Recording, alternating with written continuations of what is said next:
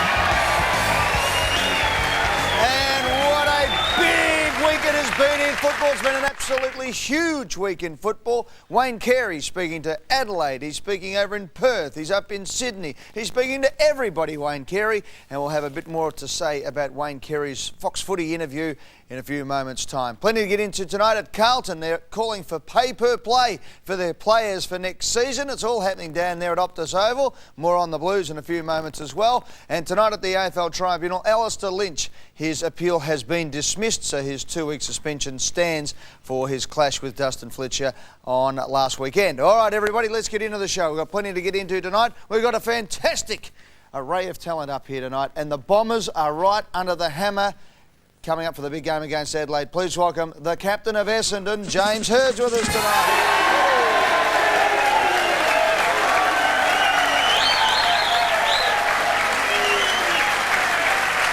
The Bombers are under the pump, but the Bulldogs, they are barking at the moment. They have gone mad. They're playing fantastic football, and this man has kicked 13 goals, won in the last 2 weeks of footy. Please welcome Nathan Brown.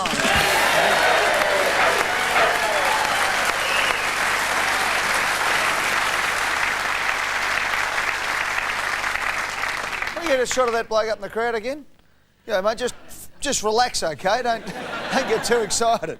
All right, our third member of the panel tonight. Please welcome from the Richmond Football Club. Back in town last week he was too, kicking 5 as the Tigers got up. Richo's here tonight. Matthew Richardson.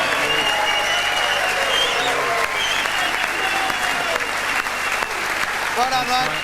Thank you. Good stuff.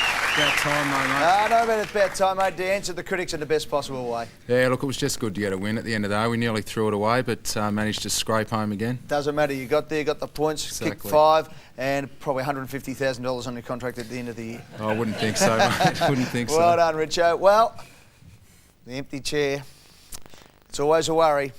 Ladies and gentlemen, 300 games of football, a star-studded career which has included 4 Logies, has brought this man to this moment. Ladies and gentlemen, please welcome tonight, Mr. Sammy Spoon.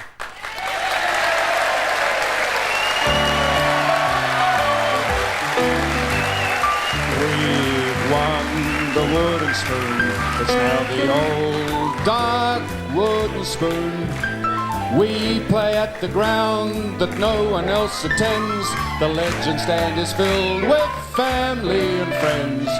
We've got some old blokes, we got some slow blokes, fast turning into jokes. But we won the first November draft pick, and we're the mighty Navy Blues. The old spoon nearly fell.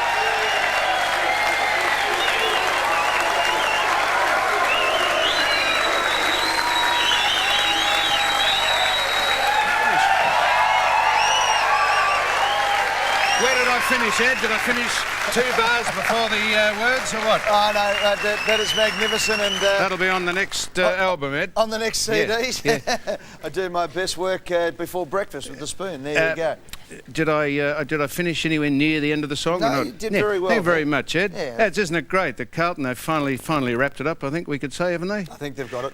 It's been our greatest wishes come true. Yeah. No, I don't feel silly. No. We've got some serious topics to discuss. We Are you have going to sit indeed. like that, are you? No, well, you push on and I'll see if I can extricate myself from it. Okay, stick there, mate. All right, let's go to the man behind the bar, as always. Ladies and gentlemen, Trevor Marmalade.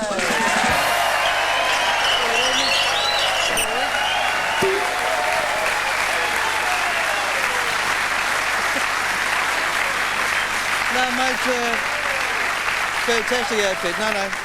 No, you're looking good over there, mate. I heard Crackers Keenan belted the crap out of you, but obviously not all of it. How'd you go there, mate? I heard you actually had Crackers a bit worried. He thought he'd killed you.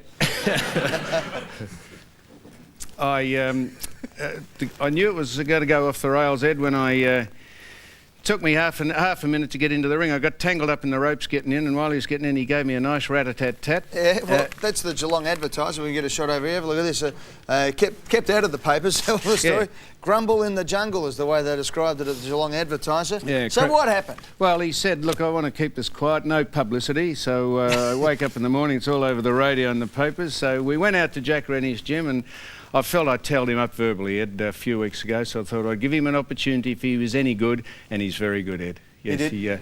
I tell you how it started. I danced in, and he danced back, and as it turned out, I was by far the better dancer, and that was it. He belted the living suitcase out of me. But I'm here, and I feel that we're all square. It's one round all. And I'm far more intelligent, and he's a far better boxer. And now, is that it? You're all friends again? We're all, we're the public charade is, Ed, that we're all in love again, and we've shaken hands, and never a crossword will twixt our lips again. Oh, well, there you go. Sam and Crackers are back in love again, ladies and gentlemen. There you go. Trev. And, mate, congratulations in order. The National IQ test the other night, very well done.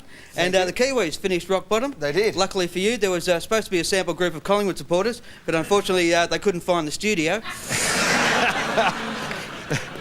Ah, dear. But very nice. It went well the other night. Well, we wanted to have a sample group of North Melbourne supporters, but we needed to have 20 in the group, so good couldn't on get you. it. But,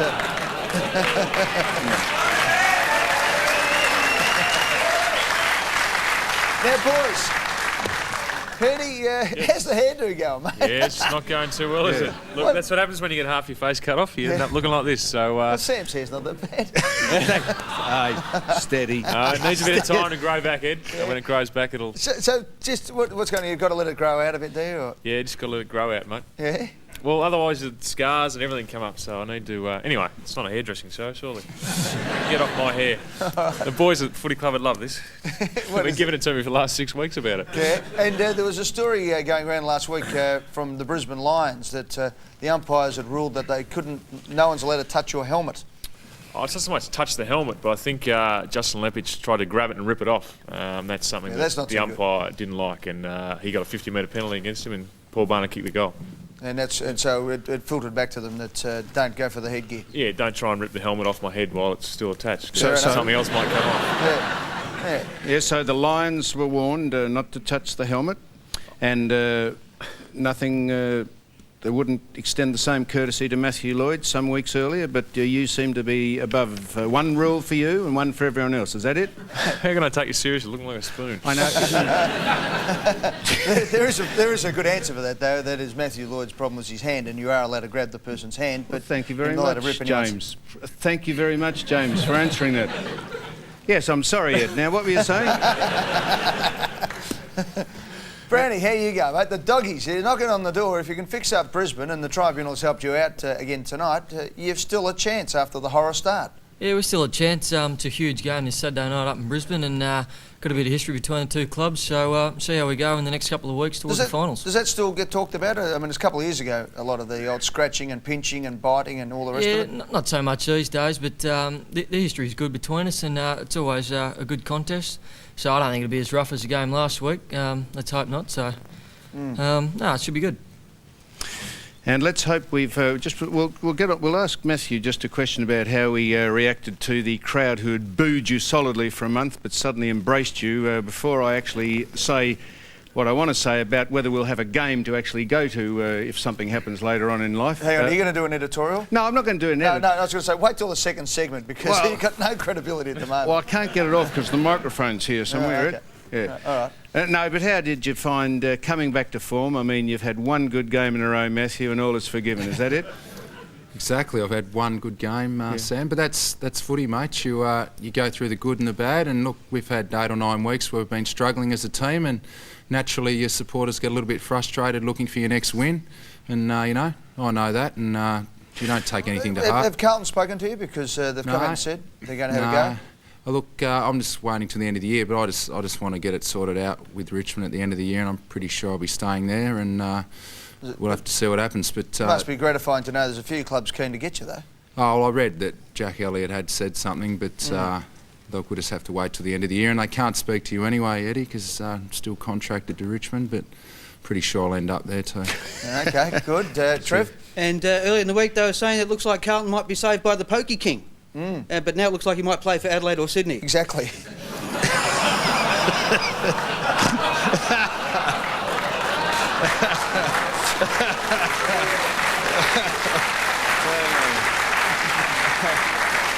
That's good. That's a keen one. I like that. That's a crisp one. Just Matthew, the biorhythms looked up, mate. You looked as though you were serious. What in the hell? Why couldn't you look serious for most of the rest of the year? What was different about last week? What are you talking about, mate? You looked as though you're interested in actually getting a kick and chasing and taking marks and being strong and kicking goals from 70 metres out. What about the other weeks? Well, I did miss 8 or 9 weeks, Sam, if you hadn't noticed that. But, yeah, look, I had one bad night, which was well documented, and I'd like to put it behind me. And, I'm just looking forward to the last 4 games, Sam, and put all that other stuff behind me. I did have a bad night, and I copped my penance for that, and I know it's not good enough, and just got to get out there and produce every week. Right, Luke, you want anything else? Well, I wanted to ask James about Michael Long. Well, ask him. Well, thank you, Ed. Yes. Did I hear this right, that Kevin Sheedy went to Michael Long's testimonial and he dressed himself and painted himself up like an Aboriginal? Is that true? Yes. Oh. At the next ad break, Ed, I'm ringing the AFL racial vilification department, and if that doesn't get investigated and they don't have to go to a seance, I'm going to say a seance. This spoon has turned me into a dickhead. Is the one set of rules for everyone and one set for Kevin Sheedy? In all fairness to Sheeds, it was a testimonial to Longy, and the coaches decided to put on a bit of an act for him. And the act was a tribal dance around a campfire. Which, he's pretending he's an Aboriginal. Sheeds partook in, yes. And he painted himself up. But it was nothing. There was nothing racist in it at all. No, exactly. Well, exactly right, James. My point exactly. Why would you report him to the AFL for it? I think Sam's looking for justification for a couple of years ago there. Yeah. It's bloody disgrace. It is. I mean, fair income. We get picked on all the time, yeah? Why would that be, Sam? All right, let's move on. The big story was on Monday night on the couch with Gerard Healy and Mike Sheen and Robert Walls. And just before we go on about it, Sam, you watched it, or you? It's going well. You heard it? I did hear it. Why is that? I switched over in between ad breaks of Who Wants to Be a Millionaire? No, IQ. No, it was the night before. It was Monday night. Was it? Yeah. Millionaire it was, yeah. Oh, I'm still talking about Carey's show. No. Oh, pardon me. No. No, I saw that. What I want to know is how come Wayne Carey exclusively appeared on the couch with Gerard and Mike and Robert Walls. Why couldn't he come to the media like everyone else does? Why did we get chastised and pilloried for having David Schwartz on here on an exclusive basis? Tell me that. I don't know. I haven't got an answer for that. Well, Mike had a go to us, and he's a great bloke, Mike, too, and he'll be watching and he'll be wondering what's coming next, but we love him. But we want to know why he took exception to us doing that. Anyway, moving on. Wayne Carey. Yep. I thought the interview was fantastic. I thought the three boys asked all the questions that needed to be asked, so congratulations to them on that one. Here's some shots of what was going on. We're not going to go I just showed it a second ago. I'm sorry. Well, let's have a look at the way the three chief football writers or chief columnists of the respected daily papers had a look at the interview. Here's Caroline Wilson, the chief football writer of The Age, said, and we pull just a couple of quotes out. Carey looked dignified enough on Foxtel's on the couch, but there was nothing gentlemanly in his behaviour towards Stevens and his wife Kelly. The good news for all the clubs chasing him is that his playing confidence does not seem to have deserted him. So Caroline had a look at the interview and had a look on the social side of it as well, but then gave it a tick as far as football is concerned. Patrick Smith in The Australian said... then Fox Footy followed the program with another Carey show, this one highlighting his greatness as a player. We were all moving on, you see, and Pat's earlier comments were that the Fox Footy team were really trying to get something out of their investment with Carey, and they were trying to take the next step forward, getting back playing. And he also went on to the social side of things, saying previously we'd been unaware that having an affair with the vice-captain's wife was compulsory, which was in relation, which is a fairly pointed but accurate call maybe on Wayne, saying that... was some of his comments, which I can't get the exact comments, so I won't try and paraphrase them. But Mike Sheehan said this in the Herald Sun.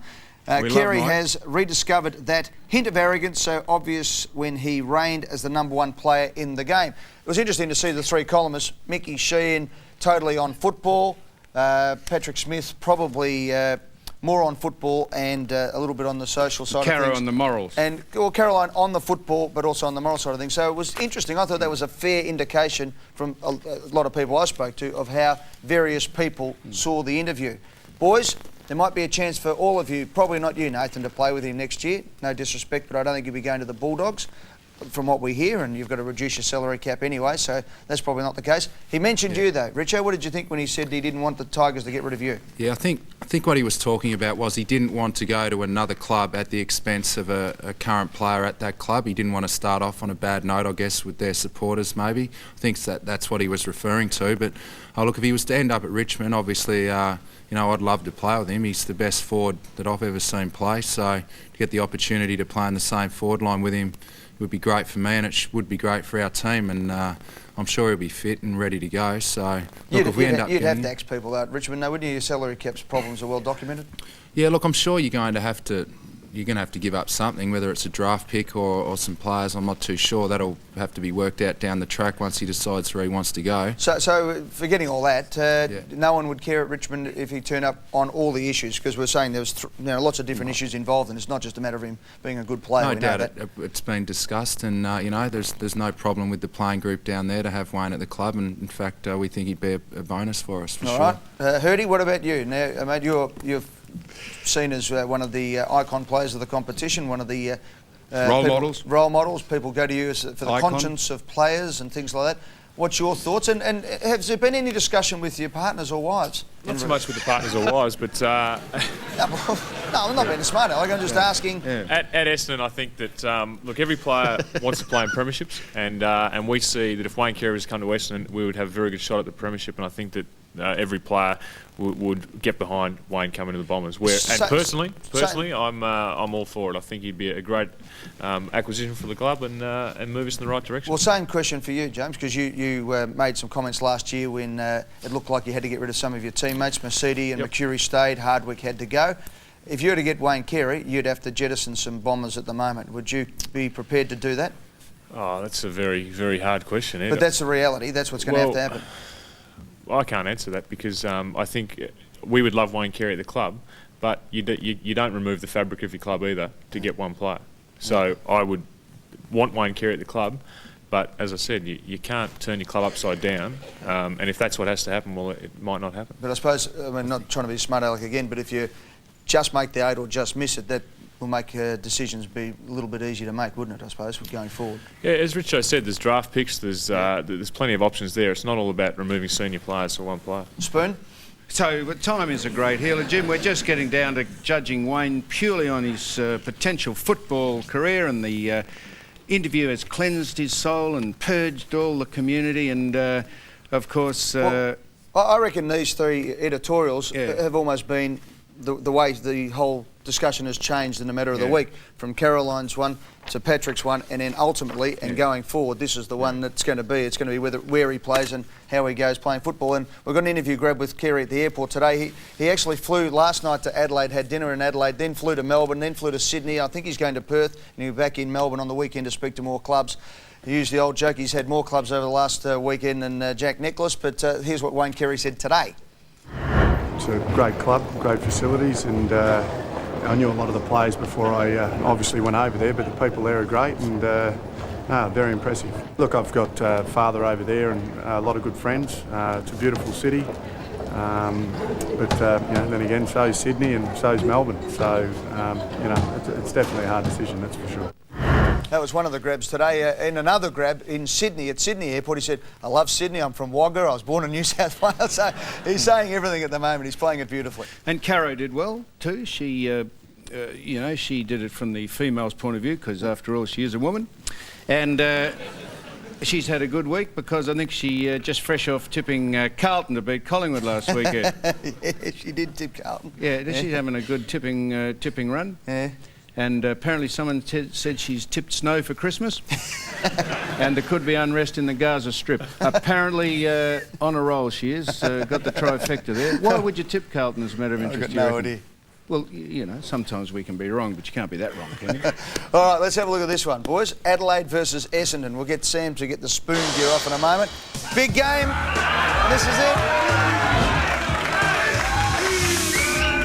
It's been a long time since the Bombers have played a finals match in August, but this is one coming up for them. And the Adelaide Crows, Shirley, Shell and Massey come in. No one out of the side yet, and Adelaide are going along all right. Last week they defeated Sydney by 18 points at the SCG. They've got the 12 wins. I think 12 wins might just about get you there now, so now they're looking for tops 4 spot. Essendon, on the other hand, 9 wins, 8 losses and a draw.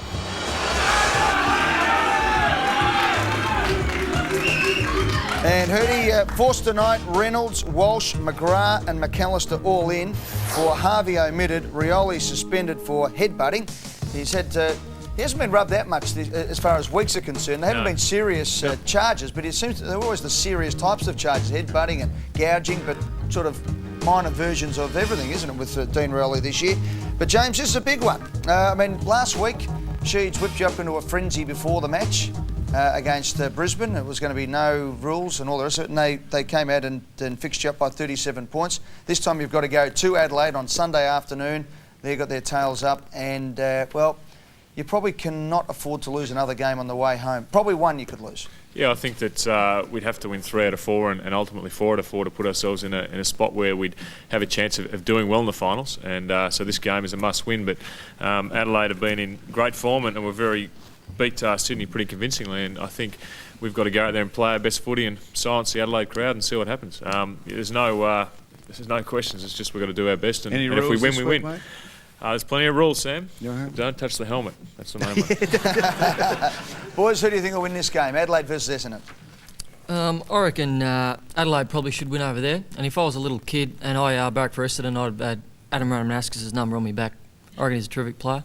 And so if he plays well, Essendon will win. If not, Adelaide. Yeah, look, I think the Bombers will get up. Obviously, they need to win to keep in track for the finals. And watched the game last week, and they were fantastic, Sam, the way they came out against Brisbane. Yes, if they play like that, I think they'll definitely win down over in Adelaide. James, one question the Bombers fans must all be asking. The last few years you haven't had to play in the second half because you generally had the game over by half-time. This year you've won 4 second halves for the season and been outscored by 31 goals by the opposition.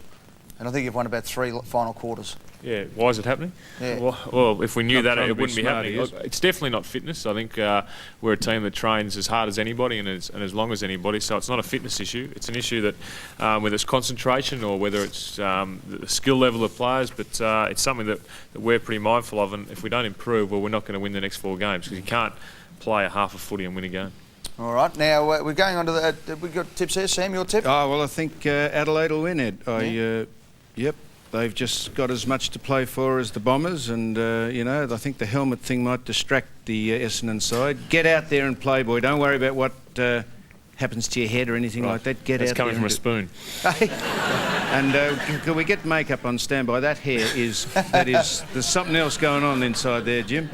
You think? That is just unreal. What's your favourite movie, Jim? Not Something About Mary, is it? No. Thanks, Ed.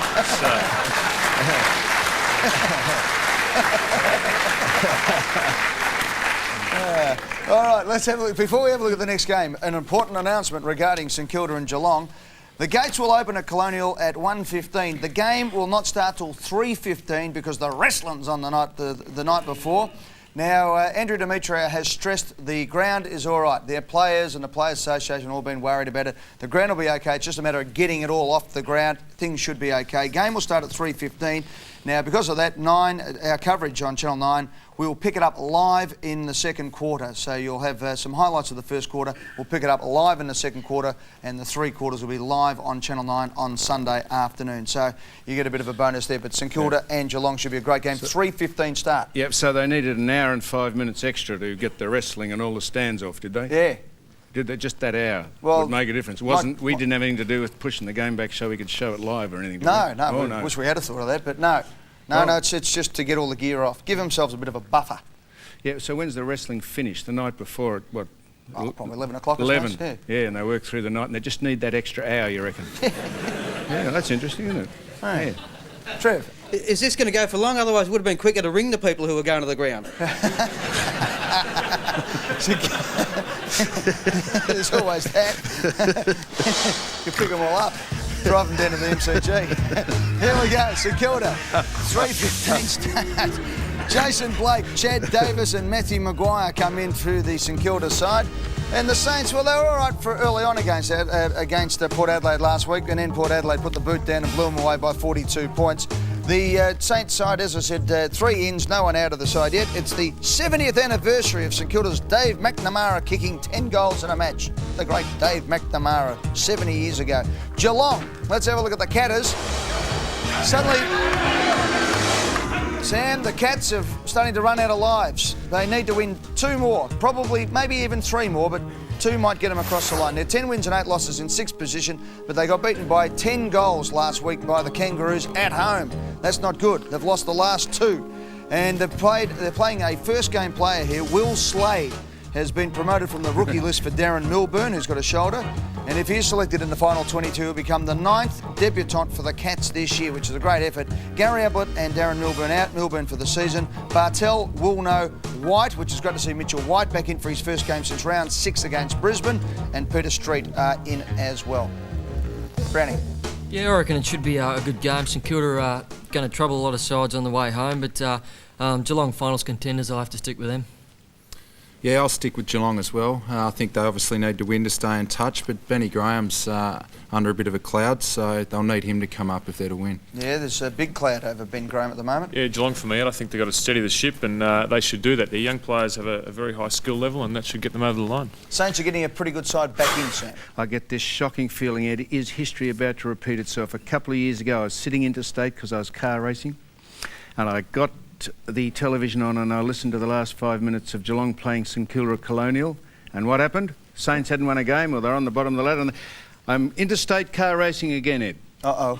And if I tune in when I get back after practice, and I think what I think's going to happen, that could be it, Ed. Do you reckon they can win, the Cats? Do you reckon they can win? I think the Cats can win, but I think the Saints are playing pretty good football at the moment. I think the Saints are starting to put it together. Yeah. We're not tipping. We're not, in deference to the Cats, we're not tipping anyone. You're not going to say anything? No. No, we get a bad feeling about the game, Ed. All right, to be honest. Then. All right, well, there you go. Sam Newman, he's dressed in a spoon. He's starting to think like one now. So we'll take a break, and when we come back, we'll have Sam Newman back on the desk and plenty more, including Sam's mailbag, right after this.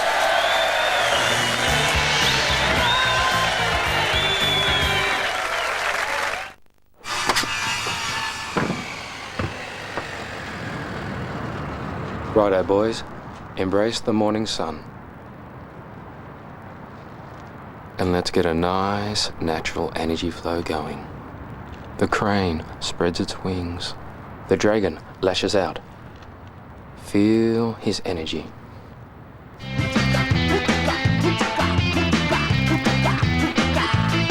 original energy source. AXA presents 9 News Finance Report. AXA, investments, insurance and superannuation. While the Northwest Shelf winning the Chinese LNG contract provided the market's bright spot, Coles Myer supplied the gloom. After 3 profit downgrades, Coles Myer warned its annual result would be at the lower end of forecasts. Myer Grace department stores would post a loss and supermarket sales growth slipped in the fourth quarter. Coles Myer shares dropped 28 cents to a 5-year low. The All Ords gained nearly 25.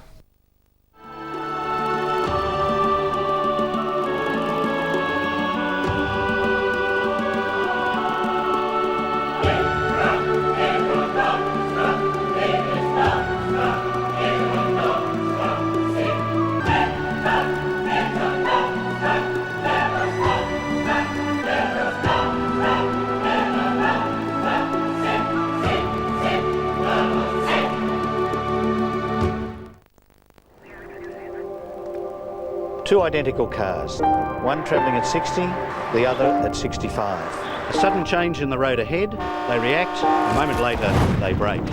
In the last 5 metres of braking, you wipe off half your speed. So this car is still doing 32 k's when it hits. This one also hits, but only at 5 k's. Rush into Coles for this week's great super specials, like Pantene shampoo and conditioner 400 mils, $6.89 each, save $2.06. And buy any 3 Pantene Pro V products and register to receive a free Max Factor Lipfinity. Find out how the Victorian Government is protecting our marine environment today for future generations. Simply call or visit the website.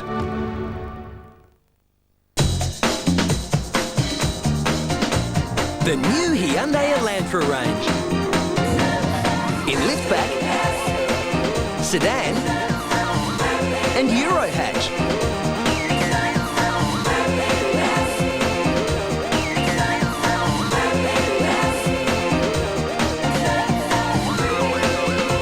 Hyundai Elantra. Everything you need to make you happy. They're the game show hosts that have always had the right questions, but now they'll need all the right answers. Monday in a television first, Millionaires Battle of the Game Show hosts. All right, team, here we go. With Tony Barber. What is my name? Craig Evans. You guys do look like the perfect match. Ugly Dave Gray. John Burgess. That's the name of the game. And Ian Turpie. Now the tables have turned. Good old switcheroo. Live in a 2-hour special, Millionaires Battle of the Game Show hosts, 8:30 Monday on 9.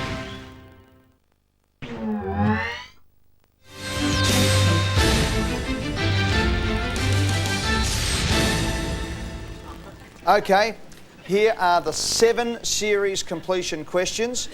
15 seconds to answer each one. Good luck. Complete the series. Question 58. Pig's ass.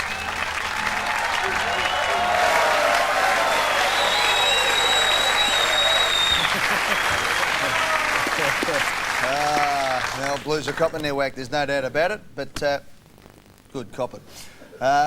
Because we all have along the way, haven't we? They'll be back, the Blues. For the Blues fans out there, you've got to stick. That's the thing. They've got to start coming to the games as well. Get behind the club. They're going to rebuild. They are. What about your coach saying he felt they should have kicked 2 or 3 more goals? He feels sorry for them. You'd be getting real, wouldn't you? No, that's fair enough. You don't want to. Hey? No, that's fair enough. Did you want him to kick 2 or 3 more goals? No. Yeah, he was just echoing your sentiments, wasn't he? So much pity for him. Oh, no, but like, look, I wasn't feeling any sympathy for him because they kicked their brains in a couple of years ago at Optus Oval and handed us the spoon, so that's all right. I mean, it comes around. That's funny, the rest of us weren't feeling any sympathy because they're Carlton. Exactly. Sam, it's time for his mailbag. Now, just firstly, you wonder what we've done the road laws and we've done the drink driving zero. It just never staggers. It never ceases to stagger what goes on in this state. We've got, this is not a political thing, incidentally, because Jeff Kennett was on about it too. We've got the Premier and the Deputy Premier going up to Sydney to try and secure for this country and this state the World Cup soccer. Have you ever heard anything more ridiculous in your life? If you want to, I'll tell you this, if you want to see the end of Australian rules football start, just get the World Cup soccer. Because if we are given the World Cup soccer, the lead up for 10 years, every kid in school will be playing soccer, and this great country and this great state which has thrived and built itself on Australian rules will start to wilt and wither and die. And what an absolute act of treachery and treason for anyone running this country or state to try and get a game we don't even play for a start. We're no good at it. It's a boring game, and we're trying to secure the rights in the year 2014. It's an absolute bloody joke. Now, I'm fair dinkum, it is an absolute joke. You've got to be, honestly, just such a patronising bunch of clowns that it would make you weep. Footy, it survived soccer. If we got the World Cup soccer tomorrow, that's a 13-year lead-up. What do you reckon would be the focus for 13 years? Gee, we went berserk with the Olympics, which was fantastic for 4 years. Every kid would be playing soccer. The focus would be on soccer. The whole country would be geared towards the year 2014. No one would be playing in the country. They're not now. And it is an absolute disgrace that people would actually try and take our great game away for a game we don't even play, and is actually pretty boring and watched by dull, mundane people.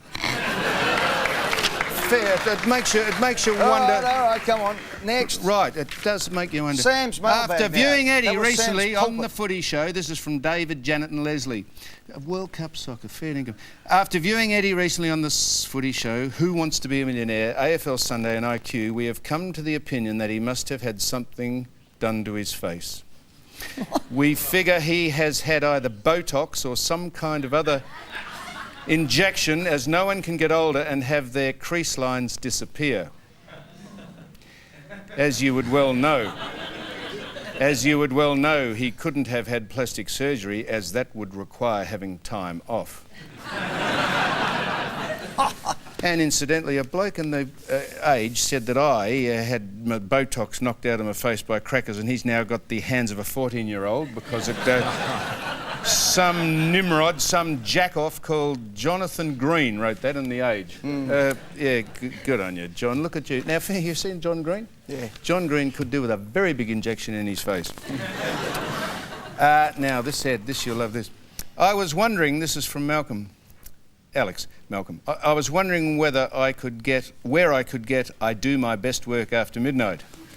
As it looks sensational, that's the album that I've brought out, Ed.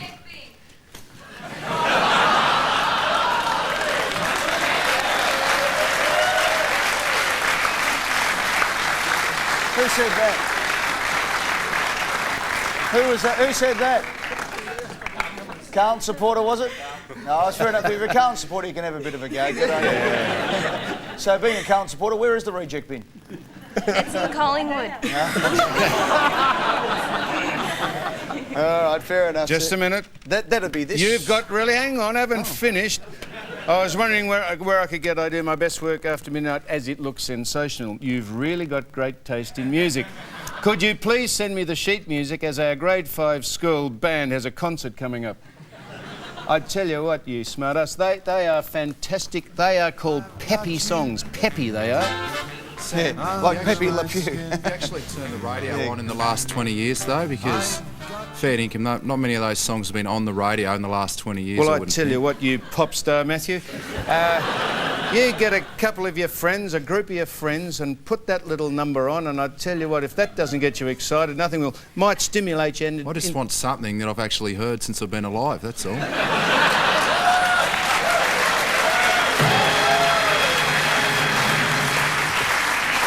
Brownie? Sammy, I'm actually having a rave party at my house at the end of the year. I was wondering if I could borrow one of them to give it a bit of spin. Dance along. Party, mate, yeah. I'll tell you what, it does get Judging, better. It does get better, ladies and gentlemen. Last week we showed you the CD. There it is. Now, for the first time, you know what's coming, don't you? We can show you the television commercial. Here it is. Wobble, strut and groove to an eclectic assortment of my favourite songs. As I do my best work after midnight. The new album from the legendary Sam Newman. See what he does for yours.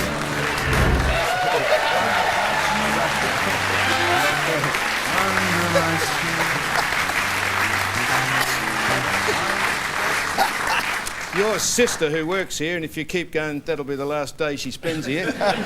She said she listened to it and she thought they were really peppy songs. Oh, did she? Groovealistic songs, she said. Fair That's enough. going fantastically. It is, yeah, Trev. And there it is. I do my best work after midnight. Clearly recorded around about midday. And and if you order now, you get this as well. This is it. Can we get a close-up here? Sam Newman's Greatest Hits, featuring The Plumber, The Ex-Girlfriend, Crackers Keenan, and the Burswood Security Tabernacle Choir. And also, if you order that, you get this as well. Sam Newman's Piss Karaoke. You'll wish you never had ears. Available in a discount bin coming to you. Oh, dear me. Has it been released yet? Yeah, that escaped earlier in the week, Ed. Yeah. No, it has been released. It's going all right? Going, well, I don't know. No, I think it's going very well, Ed. Yeah, Trev? Oh, look, it's fantastic. It really does help out with the ladies. A mate of mine, he put it on, and his date said, "Look, whatever you do, I'll do whatever you want. Just take it off the stereo, okay?" But it's fantastic, Ed. It slices, it dices, it chops. Purdy, you're a bit of an old groover, mate. Would you like a copy of it? No, Sam's worried about my hair. He's got a lot more to worry about. Yeah, mate, feel free to take it. Have a few copies. You think I'm kidding, don't you? They're great songs on there, I'll tell you what. You'll be enchanted. Speaking of that, Ed, yeah. No, you'll be enchanted. There you go. If anybody would like it. It used to, on some records, it used to say play it loud. On this one, it just says, "Oh, turn it up." That's good. All right, let's get on with the next show. I know, what is the next show I'm doing? Brisbane versus Western Bulldogs. Here we go. I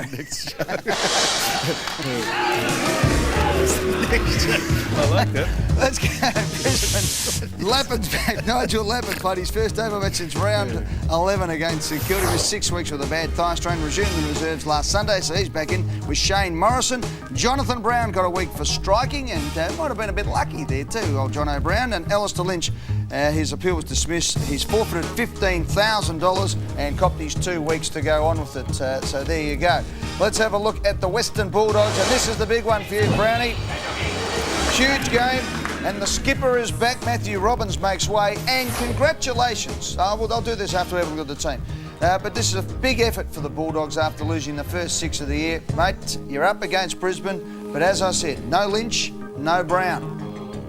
Yeah, this is probably our chance to really make a statement this year. If we win our last 4, we're a real chance to make the finals, and going up there, getting away with all the boys, it should be good, and it's really good to see our young players coming along like Jordan McMahon and Gene Siracusa, Gilby. They really are kicking along, and next year is going to be our year if we don't do it this year. All right, well, I'll tell you what, congratulations to a bloke called Terry Wallace, who is involved in his 400th game of AFL football. He played 254 games with Hawthorn, Richmond and Footscray, best and fairest, premierships, you name it, he's done it, and 146 games now as the coach of the Western Bulldogs. Well done to big Terry Wallace, he's a great man. A player. Well done. What's it been like at training this week? Has there been a theme or anything about this game, or are you just relaxing and just letting it roll? No, we are pretty relaxed. We're just going up there to have a crack at them, and I mean, they're the best team in the competition at the moment. If we get over the line, then we look at the last 3 games, but this week's really the one. If we lose this, we can't make the finals, so and if it doesn't happen, it doesn't happen, but we're always looking towards next year. And mate, you enjoy going up to Queensland, of course? Yeah, it's a really good state, a lot of sun. Yeah. Bit of Kentucky Fried on the way, or? Yeah, I might stop off in Macca's this year. Stay out of there. Stay out of there, fair enough. But now, Richo, big game. Can the doggies do it? Yeah, I think they can this week. I'm going to tip an upset. With Lynch and Brown out, you know, they've lost a lot of firepower in their forward line, and down the other end, I think teams are struggling to man up on Jono and Brownie. You know, it's not a traditional forward setup, and a lot of teams aren't really covering it at the moment, so yeah, I'll tip the Bulldogs up there in an upset. They've kicked the most goals in the competition in the last 11 weeks. 207 goals. Brad Johnson and Nathan Brenner kicked 63 of those, 30%. Yeah, look, I think the Western Bulldogs' disposal is probably the best of any side. Their disposal by foot is excellent. I think Brisbane are such a complete side when they have Lynch and Brown in the side. Without those 2 players, I'd almost tip an upset, but after being on the back end of the might of Brisbane last weekend, I think Brisbane, but only just. What do they like out there? Do they chat? Do they talk? Do they abuse? Do they intimidate? What sort of? I think they're like any fantastic side and any sides of the past that have been terrific. They're very, very confident. They don't mind a yak. Their physical presence is excellent, but over and above that, they know how to move the ball well, and they're good at scoring goals and defending them. Did you have the helmet on a bit tight when you kicked the first goal and you ran at who was it? Scott, was it? Yeah. Did you have it? Does the brain get enough circulation into it? Was it? Yeah, it did, Sam. What did yeah. you do that for, mate? Because it was like throwing actually, cream it puffs at wasn't the town hall. Wasn't running at someone. I kicked the goal and went to celebrate with my teammates, and a Brisbane player was there, and he went at me, and I sort of went at him, and before you know it, you've in a body slam on the ground. So that's look, wrestling's not my forte, but you have a crack at it and see what happens. Fair enough. All right then. So it's going to be a very good game of football. Let's move on to the next game. It is the. I'm sorry. No, I was just going to say, if Melbourne can beat them up there, anyone can beat them. So you'll give them a good run for their money, but you'd have to tip the Lions, surely. All right then. Let's go to the next game. It is the Friday night special tomorrow at the MCG. It's Hawthorn versus Collingwood.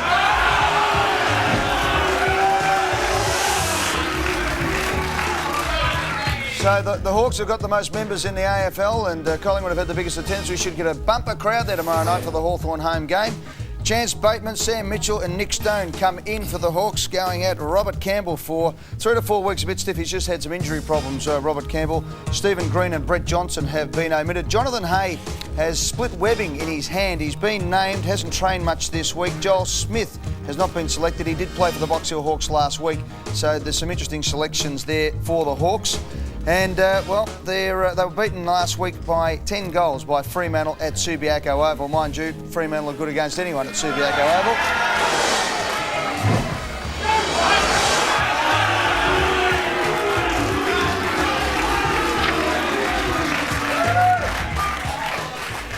I can't believe this. We've got the entire Fremantle supporters here tonight. There they are. Just one word of advice, sit down and shut up because Collingwood's on the screen, OK? All right.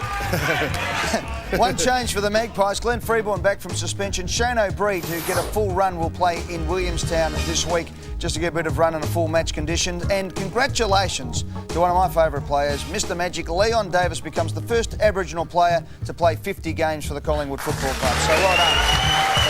Leon.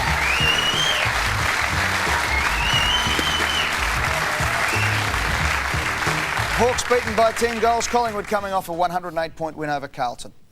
Yeah, I'm going to stick with Collingwood. You know, they're up and running at the moment. They're playing good football at the MCG with their big crowd behind them. Obviously, Hawthorn are a little bit down, and, you know, Collingwood have got a real lot to play for, a top 4 finish, so I'll stick with Collingwood this week.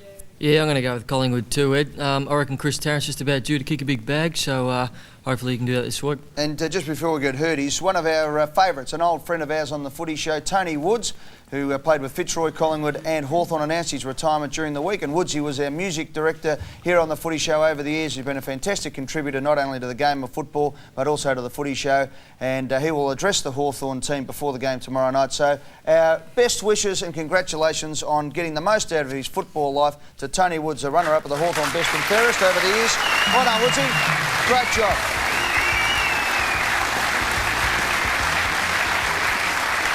And Woodsy and his father, Ed, father's name's Ed Woods.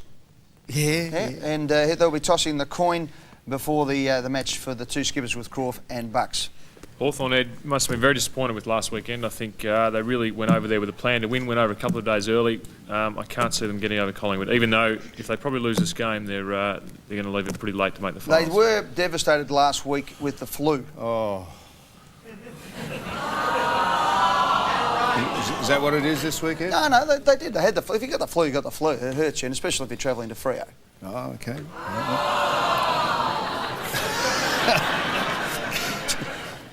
They've had some excuses, though, this year. Mm-hmm. They've had... Well, we won't go through them all, but that was flu, was it? Yeah, they had the flu last week. Yeah. Anyhow, they're shocking, and they won't win. And now, Ed, could I just say, I think the AFL have to really take a stand on this and appoint someone with an IQ more than that to spell check the banners. Oh, I just want to show you the mental capacity of the mutants that man the run-throughs and the banners of all clubs. This is Collingwood's great day. Nathan Buckley's magnificent performance of 250 games, and have a look at this. Fantastic, from the bad times to the good. Nathan Buckley is Collingwood. Well, no, we ever go. Good old caption, fantastic. Captain. Now, Ed, I don't know how many people construct a banner. Would there be 30? Would there be someone that knows how to spell that might say, hey, listen, I reckon the I and the A, something's not right about that there. Someone would have a cursory glance and say, that's got to be wrong. I don't know how to spell it, but it doesn't look right. What is wrong with it? You'll have to go down there and do it. When it went up, I went, oh. True. But they are improving though, Ed. This week they held it up the right way, which was good. But but in all seriousness, and a big congratulations, 200 games, well done, Nathan Buckley. Nathan Buckley. Oh, look, honestly, I walked in while Ed was doing the preview, and he was with Gary Lyon. I walked in, he got annoyed because I walked in while he was on camera, and he hates that because he doesn't like to get disturbed. And I got Paul, I think, to write out, have a look at the banner. And while Gary was on camera, he looked at the monitor and he went, That was the best look I've seen, other than the one when I painted my face black and walked behind him 3 years ago. That's the best look I've ever seen. Yeah, it was a bit of a sinking feeling, I must admit. I thought, this might be the potent of things to come, but thank God it wasn't after that. Now, Sam, you've been in the ring this week with Crackers. How tough is it in the square ring as a boxer? There's nowhere to hide, is there? There's not a lot of places so to hide. So you would no doubt have far greater... There's nothing... No, Crackers isn't coming in. God, you got me worried now. What? No, there's nothing. I'm just saying you'd have a far greater appreciation for the men of the ring. The pugilistic sport, exactly, the Marquis of whatever that Queensbury, yep. Well, we have with us tonight in the audience one of the greatest boxers of all time. Tomorrow night, the Boxing Association are having their first ever induction of the Hall of Fame.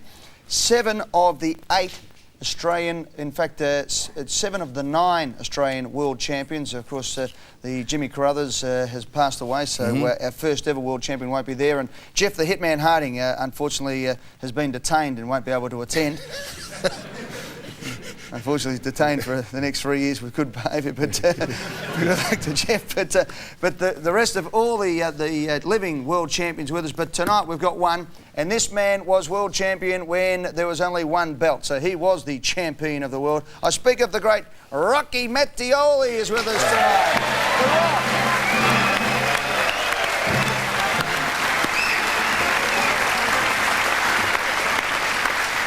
The Rock is with us.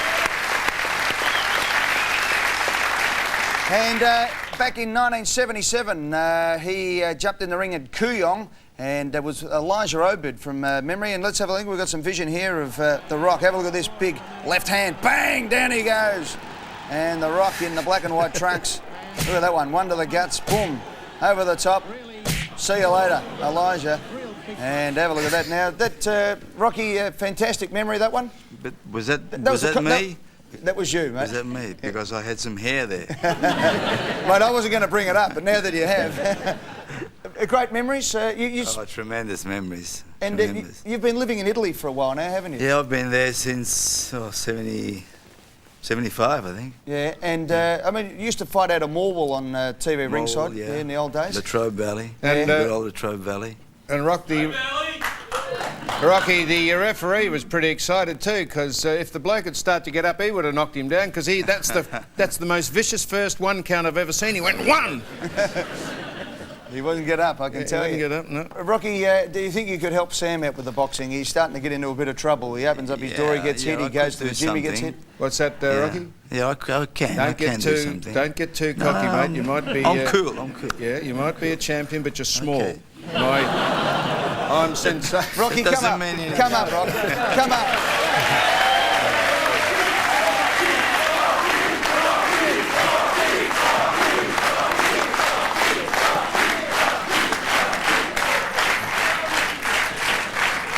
Hey, Sam, he's not that small. You got the brick. Very nice to see you, mate. Yeah. Champ, just show him how to shape up. What's the best way for a Now, fighter I to did shape this up? with crackers like that. And I kept the guard up like that, and I put it over here for God's sake. I protect. That's exactly right. I protected it here, and he went whack like that. And I went. No, he said, Jack Rennie said, keep the guard up. So I did, and he hit me the best left hook. Fair dinkum come up, my ears rang. I answered me head for the last 3 days. Yeah. Come over in the light, so Rocky, just show him, for the young kids out there. Not that we're condoning violence or anything, but but we don't mind a bit of a biff. Let's be honest about it. How should he shape up? What's a nice combination? What was your best combination? And feel free to let him go too. Mine was a I can right, take a left, punch. a left underneath. Yeah. And so he puts this down, and I just come on top like this. Rocky, do you know what you did then? That was actually... No, like you were lucky with that one. No, Rocky's only got hate written on those fingers. Good on you. Now, see, if I was fair dinkum, now seriously, if they rang a bell now and we were fair dinkum, how long before you could knock me down? No, I just don't fight. I mean, I don't fight outside the ring. I don't fight. I don't fight either, mate. Don't you think we were going to ring a bell, did you? No, it's very good to see you, mate, and congratulations. And will they recognise posthumously? That's the tram to the city. I'm getting on it. They'll recognise posthumously Jimmy Carruthers, I suppose, won't they? Have his... He was a great fighter. Yeah, he was. A great fighter. Yeah. And also another great fighter that died, but wasn't a world champion. But he was a Commonwealth champion. That was Bobby Dunn. Yes, indeed. Bobby Dunn, another great fighter. All right, well, you tell him to get off. Well, Rocky, as they did back in 1977. Well done, mate. The champ is with us. Rocky Medio! Good on you, mate. Lovely to see you. More footy show right after this.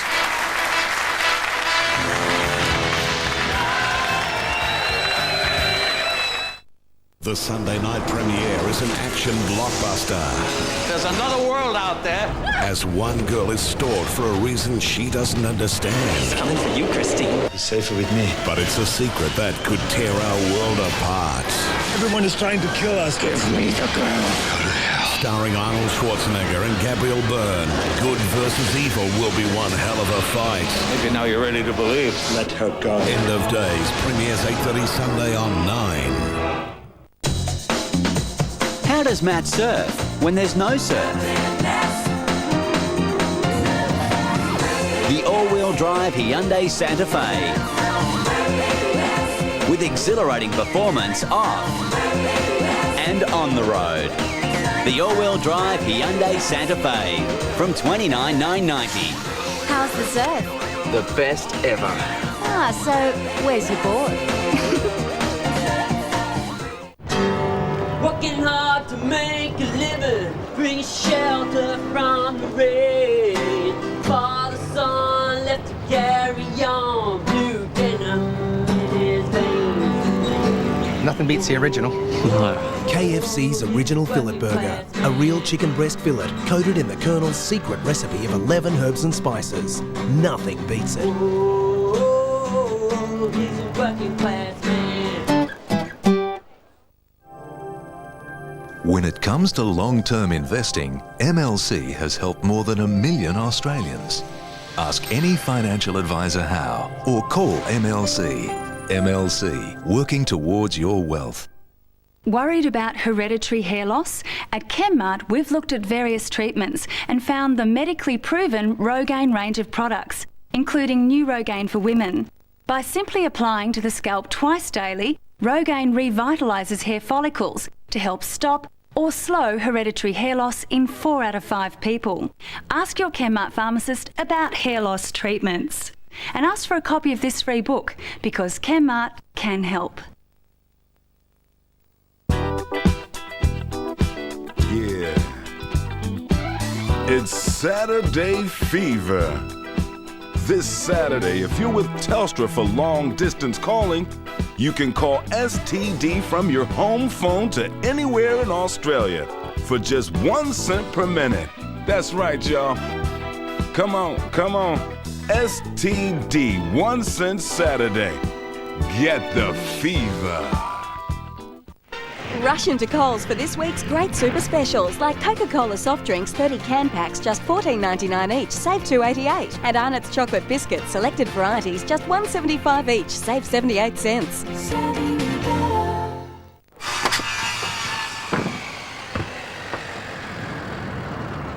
Righto, boys. Embrace the morning sun. And let's get a nice, natural energy flow going. The crane spreads its wings. The dragon lashes out. Feel his energy.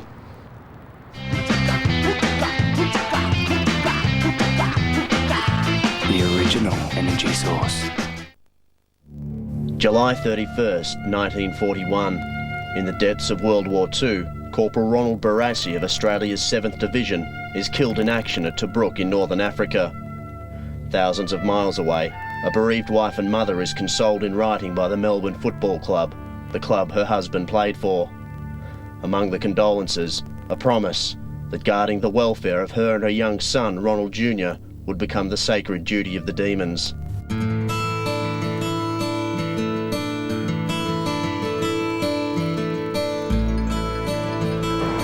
Barassi hand passes beautifully to Dixon. Great combination here. Barassi coming up. Gets a great hand from the supporters. This is one of the most thrilling finals we have ever seen. No matter whom I play for, I give everything for that, for the Guernsey. Whether it be Melbourne, whether it be Carlton, whether it be Menangatang Thirds. In typical Storming fashion, Barassi warns Carlton against complacency. He knows every facet of grand final football, having participated in 8 as a player. The siren, and Carlton win the flag by 3 points. Barassi's worries are over. They've won Carlton's first flag in 21 years.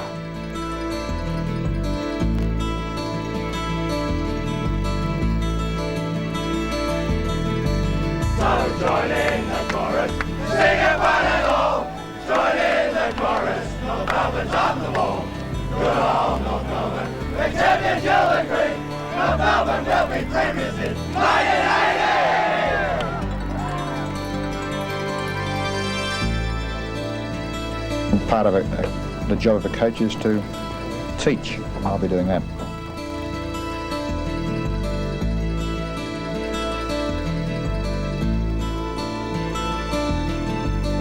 A disappointing result, and I just hope the Melbourne supporters in the future band even more strong together and hang in there. The shock announcement that the new coach of the Sydney Swans is Ron Barassi.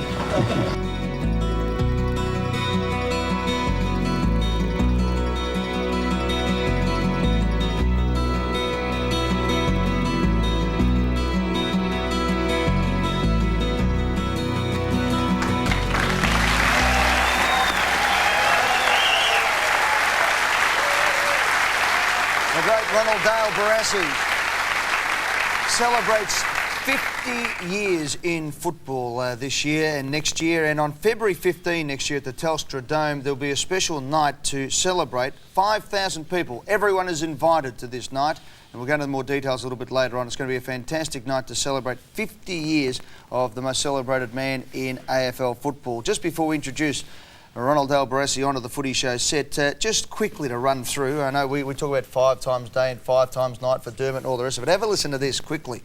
2 times Melbourne best and fairest, 6-time Melbourne premiership player, twice as captain.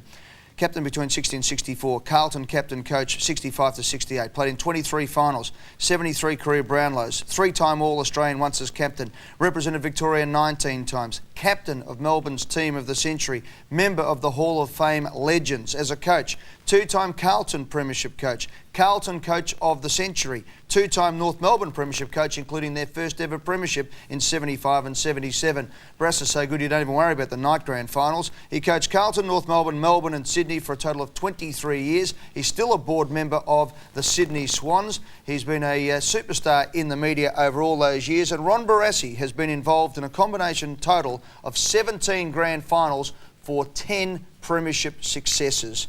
Ladies and gentlemen, it is our great pleasure tonight to welcome a true legend of the game, Mr. Ron Barassi.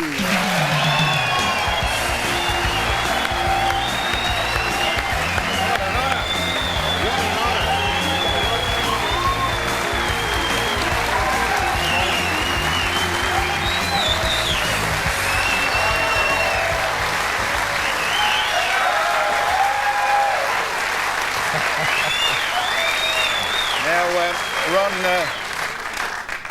Ed mentioned you've been involved in 17 grand finals for 10 victories, and you're proud of that because whenever you sign your name, you sign it 17410. Well, what do you get if you add 17 and 4 and 10? 17 and 4 and 10, well, you'd get 31, Ron. Yeah. And that's your number. Yeah, but that's only coincidental. It's got nothing to do with it.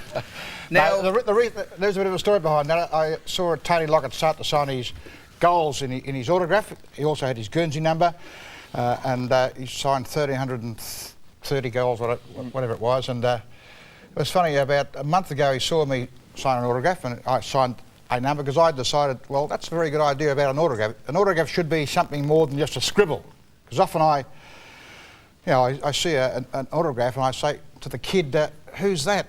And they look and they don't know. I don't see what the point of signing an autograph like that is, or the kid not knowing who it is. Anyway, so I put something to do with my career, 17 grand finals, etc. And Tony saw me do this about a month ago, and he said, "What's that figure, Brass?" And I told him, I said, "I copied you." And he said, "I don't do that anymore." So I don't know why. Ron, 50 years in football. Yeah, I know. I mean, in the 70s, when you used to write for The Sun, you were talking then about football had to go to Sydney. And here we are all these years later on, and you're a director, a former coach of the side and the club, and football's doing very well in Sydney compared to those days in the 70s. But all the way through, gee, it's changed an awful lot, hasn't it? Or has it? The basics haven't. Still get the ball first, do the best thing with it second, sort of thing. But yeah, it has changed a lot. But you tell me something that hasn't. Everything has, really, when you think about it. So, apropos to that, what were your favourite days? You've been at 4 clubs and left a great mark on all of them. What were your favourite days? I've had one of the best lives in football, I think. I mean, as a player to play in 8 grand finals and get 6 premierships, this would make you jealous, Sam, because I know you love your footy and you wanted to play in a grand final as premiers, and it. Be good if we get the World Cup soccer. That'd be great. Well, that's another story altogether. But I can see the way you're pretty tuned up about that, and that just proves to us people in Melbourne here, particularly, and in Australian football, that you do love your footy, which is fantastic. But no, so therefore, as a player, it was just great at Melbourne. Carlton was excellent to me and for me, and the North Melbourne 7 years was fabulous. They was a great mob to be with. Now, these men are going to carry on your great tradition, and before Nathan asks you a question, could I just ask you this? You never appear to me as though you seem keen to get back to your original club, Melbourne. You don't have any great desire to go back there and finish off a stellar career in football as a player, coach and committeeman? Well, I went back to Melbourne for 5 years as a coach in a 25-year plan, but I only did 1/5 of it. Yeah. That didn't quite work out. I would have loved to have succeeded there as a coach. We did do a lot of improvement there, I felt, and it was felt, but wasn't quite the success we were looking for. But when I finish at the Swans, that'll be it for football, for me. Right. Because in fact, many years ago I said I'm never going to go till I'm 60 and 70 and all that sort of stuff, but it's worked out that I have. But I won't be going on too much longer, I wouldn't think. Yeah, Ron, Terry Wallace has always said to me a couple of times that Lee Matthews was the best player he's ever seen, bar none. I was wondering, in all your time in football, who would you rate as the best player you've seen or played with? Well, I think there's a difference between best and most valuable. Yep. Or most brilliant and most valuable. In fact, I was at a function today, and a fellow called Ron Baggett, who played centre-half forward at the Melbourne Football Club with my father. And he was asked the same question, and he also said words similar to what I've just given you, most brilliant and most valuable. He called most brilliant and best. I put Lee Matthews into the most valuable player I've ever seen. Not the best looking from the point of view of brilliance and skill and speed and all that sort of stuff, some of which are combined in a few players whom you and I could name. But from the point of view of pure value, Lee Matthews, I mean, it's just, you look at his record, it's just fantastic. And he proved himself also in the big games, which I think's got to be a mark at that sort of level. And the best, Ron? Who's the most valuable? Who's the most best, stylish? You know, You've got to go for sort of... the man you took from the field for kicking a goal. Cable, Blight, Jezelenko, Dool, Flower, Greg, I mean... Yeah, reasonable sort of players, those? Yeah. Your guy might get in there too, he's pretty good. Nathan Buckley. Could I ask you this, Ron? Did you get a bigger shock when Norm Smith was sacked as coach or Malcolm Blight of St Kilda last year? Norm Smith. Norm Smith. I tell you what, Malcolm Blight's... It was a big one, yeah, I know. And I think he's just getting over it now, a year later. And, of course, Norm Smith was your great mentor and just taught you everything there was to know about life, maybe, as well as football, Ron. I had a very good teacher in my mother in life, but also he got hold of me when I was just before I was 17 and lived at his house. It's a very good way of getting a game, live with a coach. He was a magnificent man to be a mentor, there's no doubt about that. And we showed a couple of weeks ago some vision of Norm Smith after he'd been sacked originally from Melbourne. How long do you reckon it took Melbourne to get over the sacking of Norm Smith? Or have they? I'm not sure they have. Of course they have, because it's so long ago now, and there aren't too many people of influence in and around the club who remember that time well or involved in it in any way. So yes, of course it has passed, but I reckon it took them 20 years to get over it, you know. It was very, very sad and completely unnecessary, and I thought it was a case of fat cat disease. And Carlton at the moment? Do you I don't think that's fat cat disease, because it's a whole different thing. I mean, Melbourne just fell... They were premiers one year and haven't been in a grand final except twice since, in, 40 years or 30 odd years. I mean, Carlton were a top team only 2 or 3 years ago, so it's a vastly different thing. Do you think they'll quickly turn it around, knowing the culture of that club? Yes. Do you think you're an intelligent man, Ron? Reasonably. I don't think I'm a genius. No, football-wise, you must have... did you have a definite plan, or was it just purely on emotion and off the top of your head as the time seemed appropriate? I played... I winged it. I did wing it a lot. There's no doubt about that. And I think football's a game where, even as a player, you have to wing it a lot. Because certain instances or circumstances come up in football, as you know, and in a split second you've got to solve the problem. So it is an instinctive game, and I think coaching to a degree is instinctive. You've got to play with a gut feel a little bit, particularly on positional moves on match day.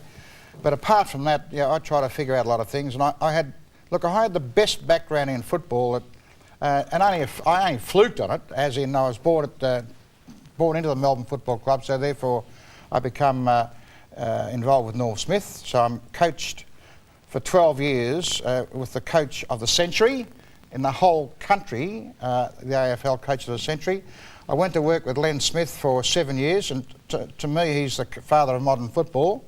And both of those blokes, particularly Norm, was coached by a wily old fellow who coached 5 premierships, a fellow called Checker Hughes, who coached Richmond to, I think, 1 and Melbourne 4.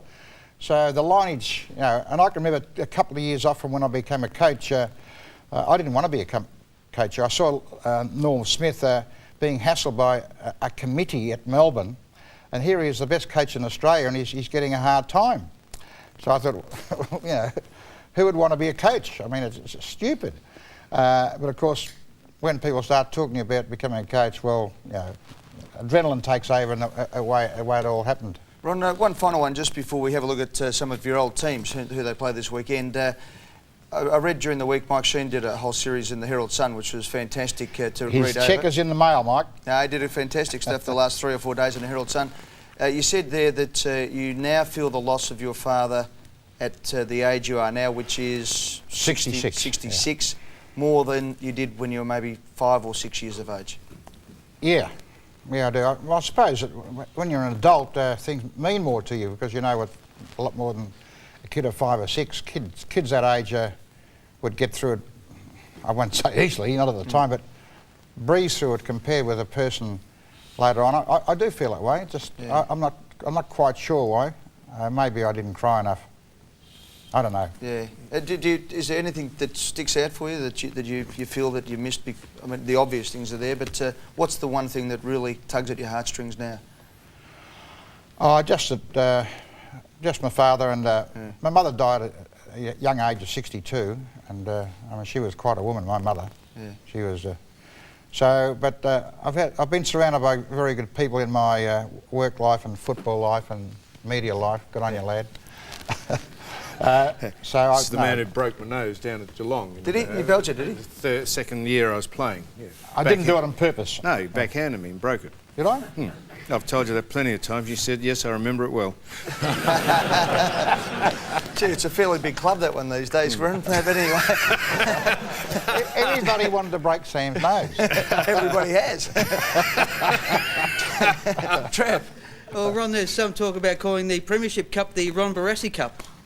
I think that's a great idea. Personally, I think we should call it something before it turns out to be the Eddie Maguire Cup. I wouldn't mind getting hold of 10 of them. We can't let that happen.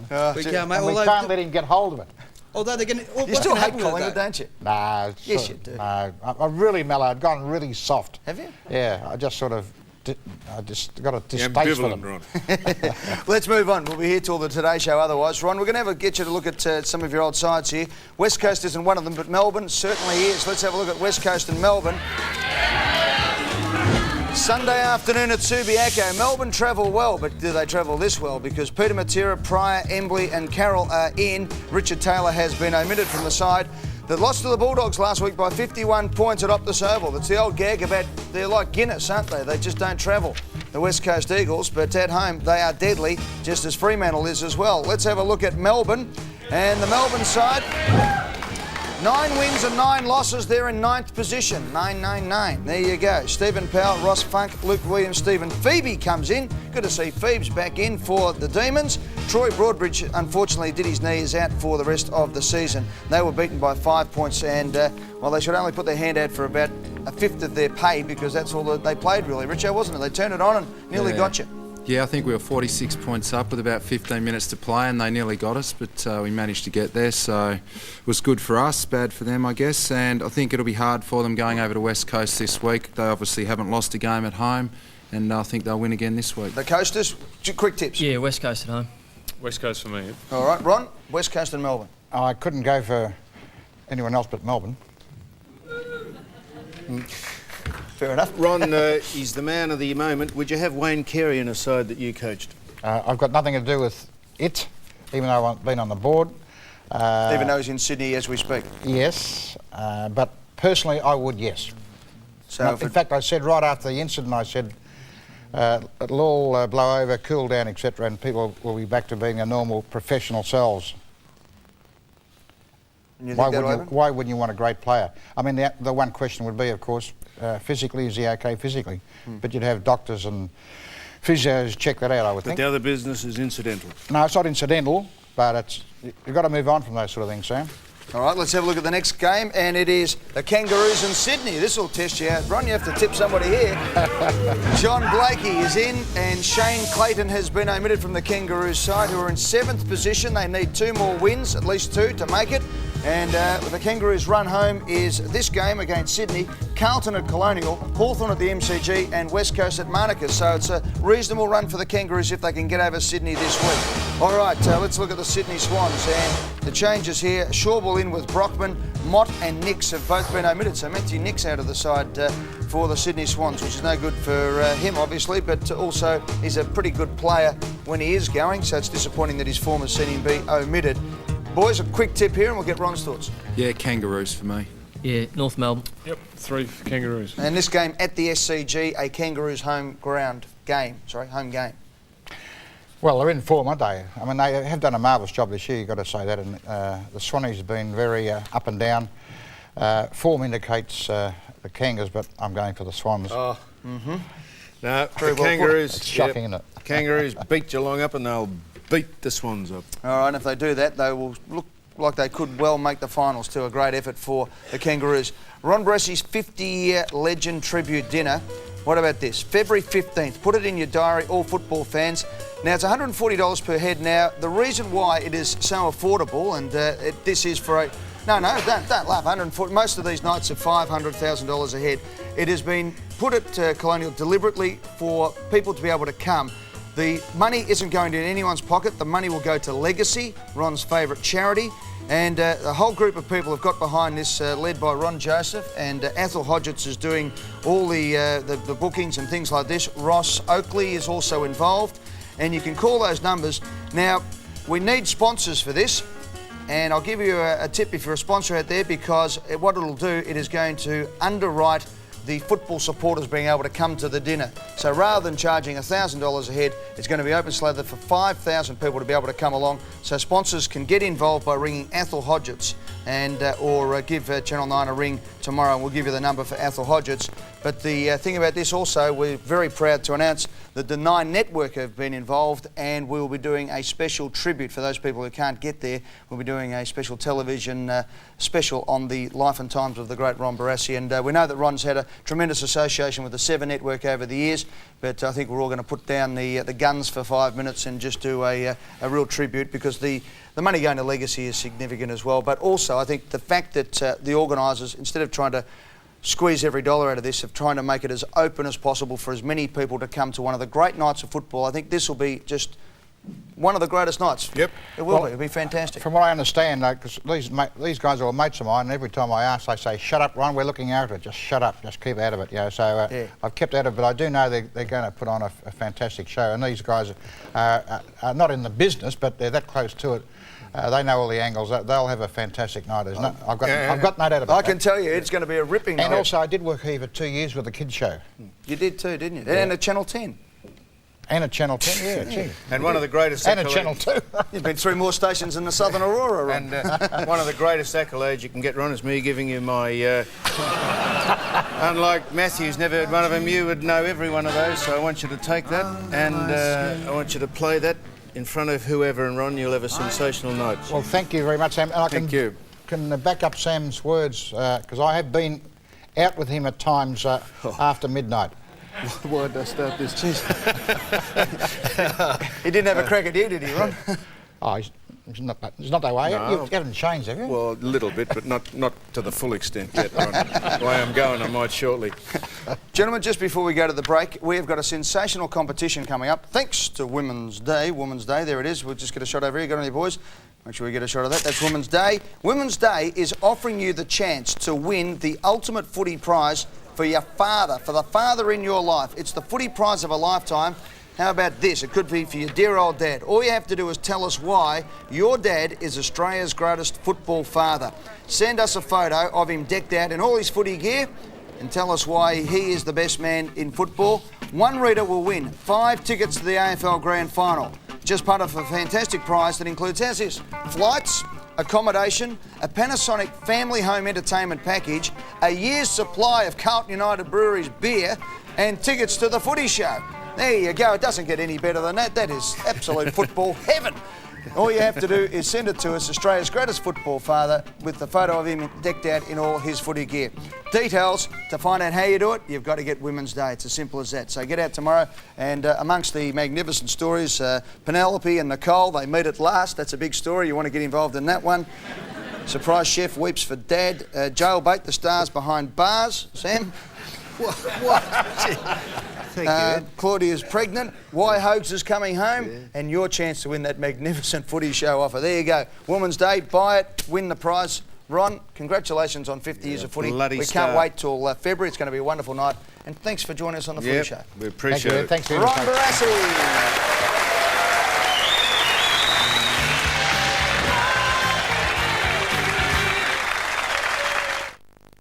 We thought a crime like this could never happen in Australia. 22 years in the service, I'd never read anything like it. They had no pity whatsoever. For 6 hours, Amanda was assaulted by 14 Lebanese Australians. The whole time they thought it was a huge joke. I was, quote, an Aussie pig. Words cannot describe her courage. I knew that I had to live. But you'll cheer when you hear how she stood up to them and won. When Toyota presents 60 Minutes, Sunday. New Hyundai 4-wheel drive Terracan, the tough 7-seater, with a powerful 3.5-litre V6, overprotective safety, including dual airbags, and overwhelming features with air, alloys, CD and power everything as standard, all for under $38,000. New Hyundai 4-wheel drive Terracan. It's tough to beat.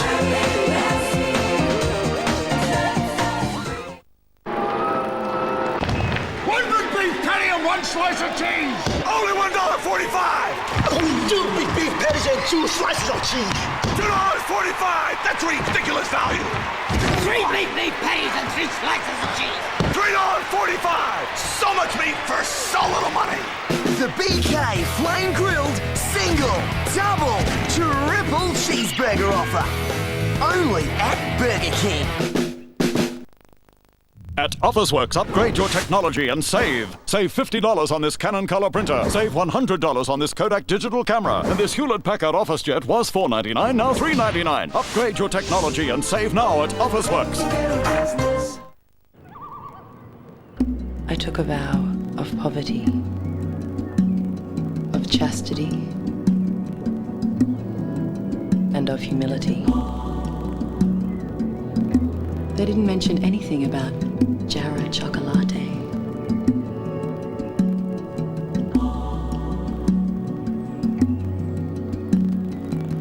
Every woman craves, every day. Jarrah, 99% fat-free.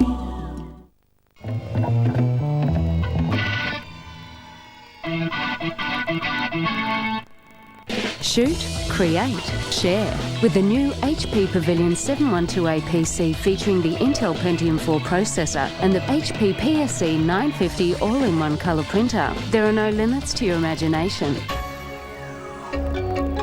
For more information on HP digital photography products, see your local HP retailer or call 13 23 47. You'll buy better at Bilo, Australia's own discount supermarket. Whole budget rump sliced. $4.99 a kilo. Washed potatoes. 75 cents a kilo. Bilo, extra value for you. And me.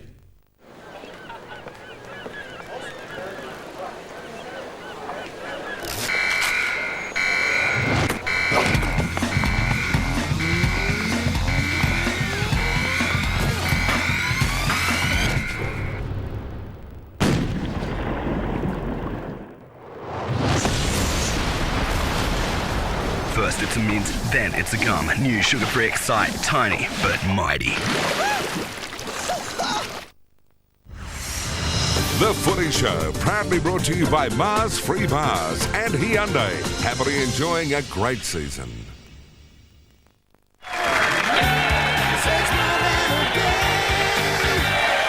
Welcome back to the Footy Show.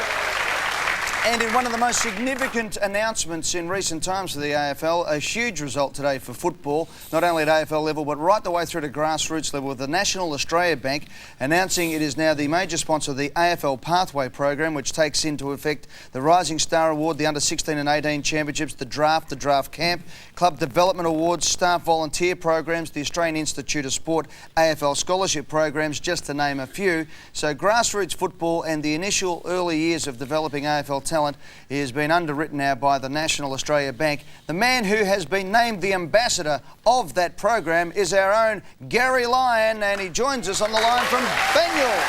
Hello, Edward. Thank you very much. It has been indeed. Very excited here, and there's no wheel either. I can tell you they're just running high on adrenaline. It was a significant day in footy and a significant announcement thanks to the National Australia Bank. They're getting right behind grassroots footy and the Pathway program, of course, which you've spoken about. And I can tell you this is grassroots footy at its absolute best here, Eddie. This is what it's all about. We've got a pretty significant announcement to make tonight, and I'll introduce you to a few very important people.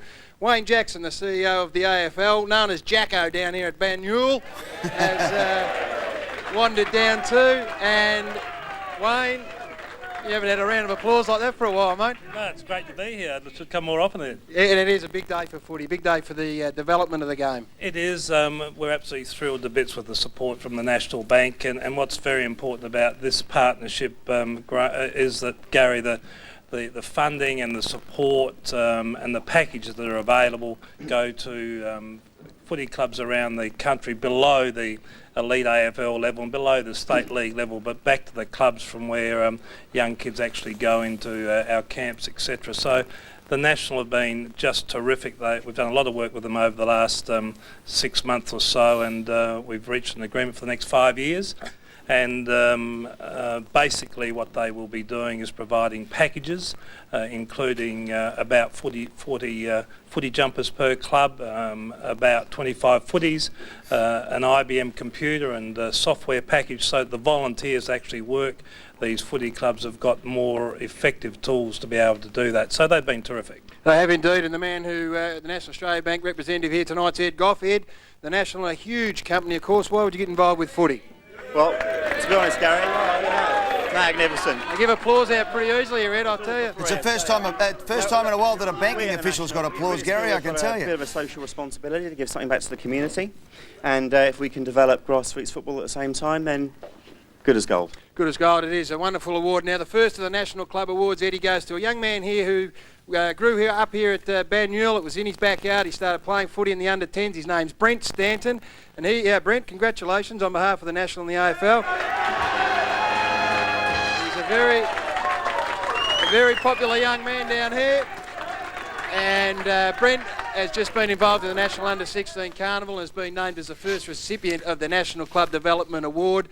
And I tell you, I reckon he's half a chance tonight down here at Banyule too. He's pretty popular. And Brent, you must be pretty excited to be back here where it all started for you. Yeah, it's great. Just back here with the mates. I've been playing here since I was about 7, under-10s football. And I'm playing Colts at the moment. And I've just taken the next step, playing Northern Knights under-18s football. And this is just a privilege to be named for the AIS. And you're looking forward to being involved in the AIS AFL Academy, of course. You'll head off to Ireland next year. You'll be under the tutelage of Terry Wheeler, so it's a big year ahead. Yeah, it's very exciting. And who does he want to play for, Gary? Who do you want to play for, mate? That's what we all want to know. Carlton. Yeah, very good.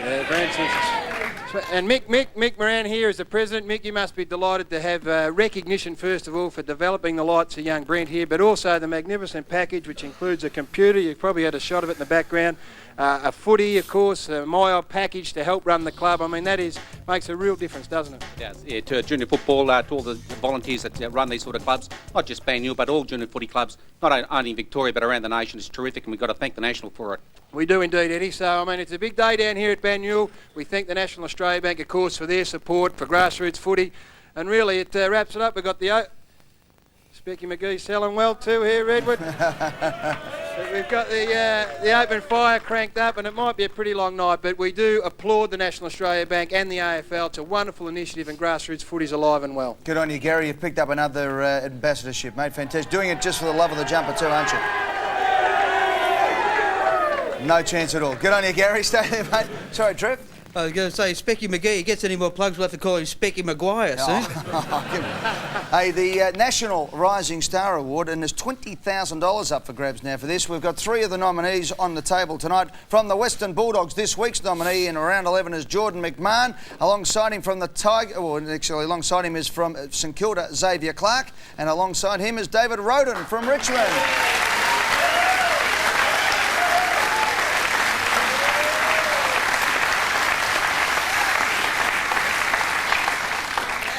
Well, pretty exciting times, David, down at the Tigers, mate. Just cruising along, but things coming better. You must be enjoying just being down there.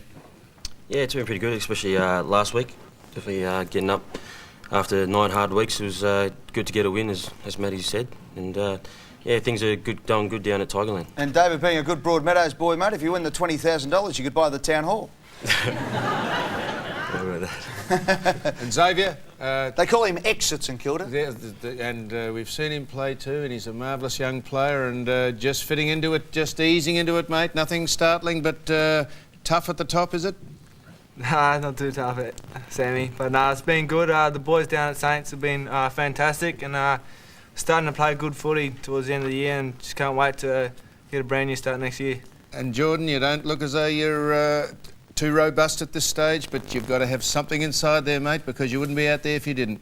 Oh, exactly right. I've probably got to put on a bit of weight, but, you know, hopefully the speed gets me across the ground. And haven't been battered around too much just in the early start to the career? Oh, yeah, I have a bit, but, you know, it's part of the game. You've got to put up with Sam, Jordan had to choose between athletics and footy when he was 16 because he was that quick. He was 10 touted to run in the Olympics, and you chose footy. Finished third in the Australian Championships, didn't you, Jordan? Yeah, that's my best mate, Brownie. Giving you a bump up there. Good on you, mate. Well, boys, congratulations and good luck in winning one of you a win. Well, not one of you three, but certainly you're in the running to win $20,000 thanks to the National Australia Bank. Well done, boys. Part of the Rising Star Award. There you go.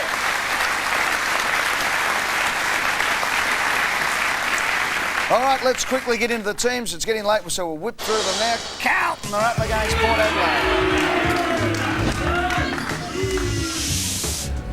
Blues have made 4 changes: Doring, Merrington, Prendergast, Thornton in, Beasy, Houlihan, O'Keefe omitted, Lappin suspended for 1 week after they were beaten last week, of course, by Collingwood by 108 points. They've won 1 of their last 15 matches. Let's have a look. Brendan Favola, by the way, rubbed that for 2 weeks for striking in the reserves.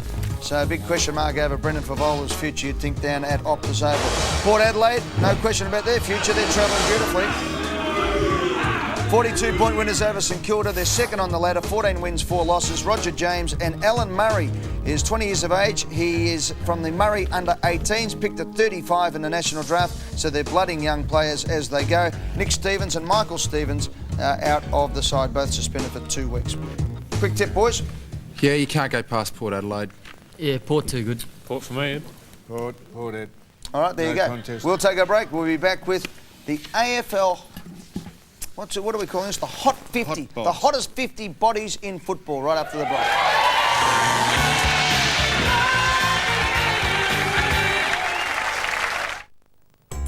A child prisoner.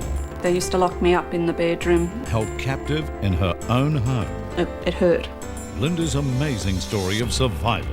I knew I had to do something. A current affair tomorrow, 6:30. What can make geometric shapes the size of a football field? And what kind of machine can bend a stalk of corn over without breaking it? Some animals around the county have been acting funny. It is the 18th reported crime site in that country in the last 72 hours. I'm a little scared. Joe Gills was in here talking about the end of the world. Ground forces are being assembled. It's happening. Don't be afraid. It's like War of the Worlds. Don't be afraid. They're in the house. Here it comes. Don't be afraid.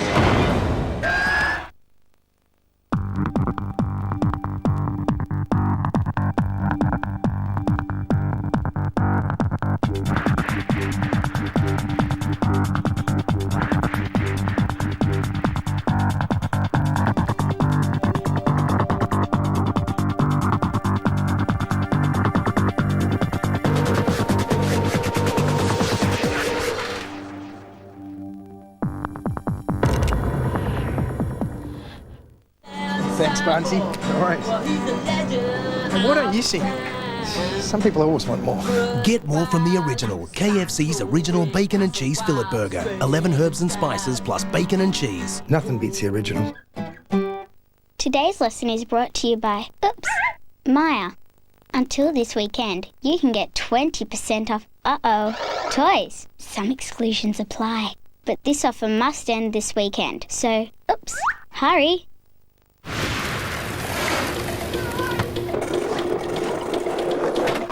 The feeling is familiar. The car isn't. Zoom, zoom, zoom.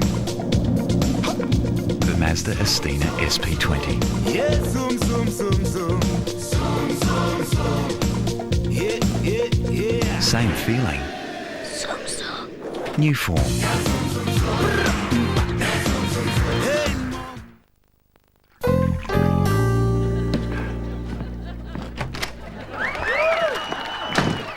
Hello, Bottle. Hello, Fat.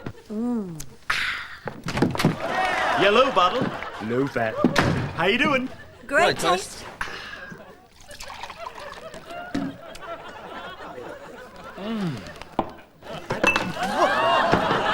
Great taste.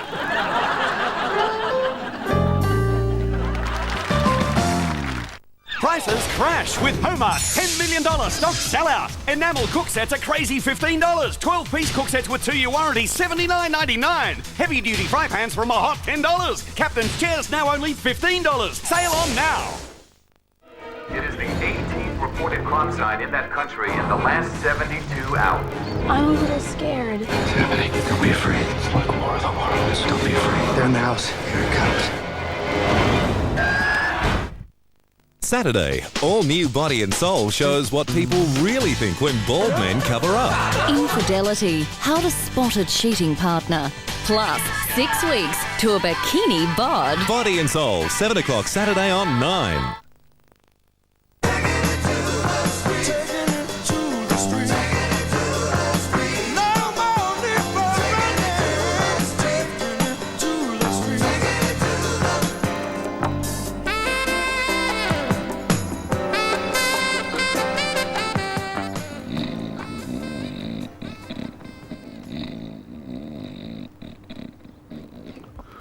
Sorry.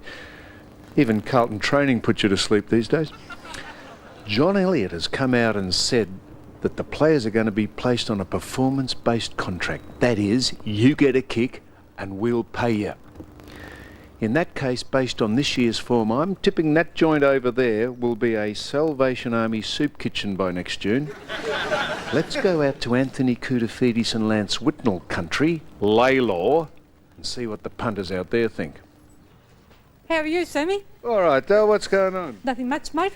Yeah. Listen, you asked Koutafidis' mum. She works, lives, shops around this area, in the a coffee shop near Coles, at the back there. She shops in there, does she? No, she has a cup of coffee occasionally, drops in there and has a cup of coffee occasionally, yes. Yeah. And She'll be delighted that you've told us that. Yes. Even I watched, what's his name, Eddie McQuarrie. Who? Eddie McQuarrie, what's his name? Eddie. You know, the president of Collingwood. Oh, yeah. Yeah. And haven't seen him lately. He hasn't been doing much, really. Yeah, he's making a new show now, too. Oh, yeah? What was that? I forgot. But no, tell me this. Uh-huh. What about the Blues? The Blues? Down. Why? I don't understand why. What's that, madam? I don't know. Only good the best this year. Carlton. Who got the Carlton the best? Carlton the best. The best president who got to the beautiful president in Collingwood. How are you going? Good. My name is Joseph. How are you, Joseph? My name's Sam. Sam. You come from America? Not Uncle Sam, no, sir. I'm from Australia. Here. I come from Poland. G'day, Dale. How are you? How are you? Am I going to be on telly? Well, would you want to be on? Of course. Well, now, let me just ask you a question. Have we met you before? Have we asked you to meet us here? No, I just popped in. You heard of John Elliott? Yeah. Good man? Yeah. How is Lou Richards? He's still alive? Who? Lou Richards. Lou Richards, is he still alive? Yeah. Well, I'm not sure. I saw him in the car park at Channel 9 the other day, but I'm not sure if he's still with us. Sam, I'm complaining because I can't watch your show because I've got a 6-year-old and when she goes to bed, I've got to go to bed. If I get up again, she gets up. So. You've actually bred, madam? Yes, I've got 4. You've got 4 kids, have you? 4 kids, yeah. Stone the crows. Now, have you taken any of them to watch Carlton play? I went last week and watched us thrash Carlton. Take your glasses off. Now, this man reckons he gets mistaken for Lou Richards. Give us a look, Joseph. Joseph's from Poland. Yes, a look. Lou! Hello. You look like Lou Richards. He does too. Lou would be happy to know he looks like you, Joseph. What do you do with this? What's that? Yeah. The movie camera? Have you Collingwood on the film? Oh, of course, through. And my husband's got one eye. So He's a one-eyed Collingwood supporter. you could be Times International Couple of the Year. You ever thought of getting out and to all the openings and that? He's got one eye and you're Well, he won't go because him and I, we can't see eye to eye, you know what I mean? You're winding us up, aren't you? No, I'm not. I sing this song for you. Righto. Because I like your style. Righto, here we go. When the moon hits your eye like a big pizza pie, that's amore. When the world seems to shine like she have too much wine, that's amore. I'm bringing out a collection of songs, volume 2. You wouldn't like to be on it, would you? And you sing Vita Bella. The new facelift to the 1974 Commodore. They're trying to get every panel a different colour and almost succeeded. I switchblade tibby-dibby-tay, like a guitar and cello. As we pan round the folk of Laylaw, as when the stars make you dream, jeeps like past rivers, oh, that's up. more. You don't bleach your eyebrows, do you? No. I'm a grey-headed old lady. No, but they're blonde. No, they're the same as my... They're the same as... So you're nearly going to say the same as the old map? No, What colour is the map? Right. I just can't help believing when she whispering her magic, and the tears are shining under sweet with love. This time the girl is gonna stay. If you leave without me, don't you get in the car and go. I could be ragged, bagged and shagged. They'll draw lots for me. What's that?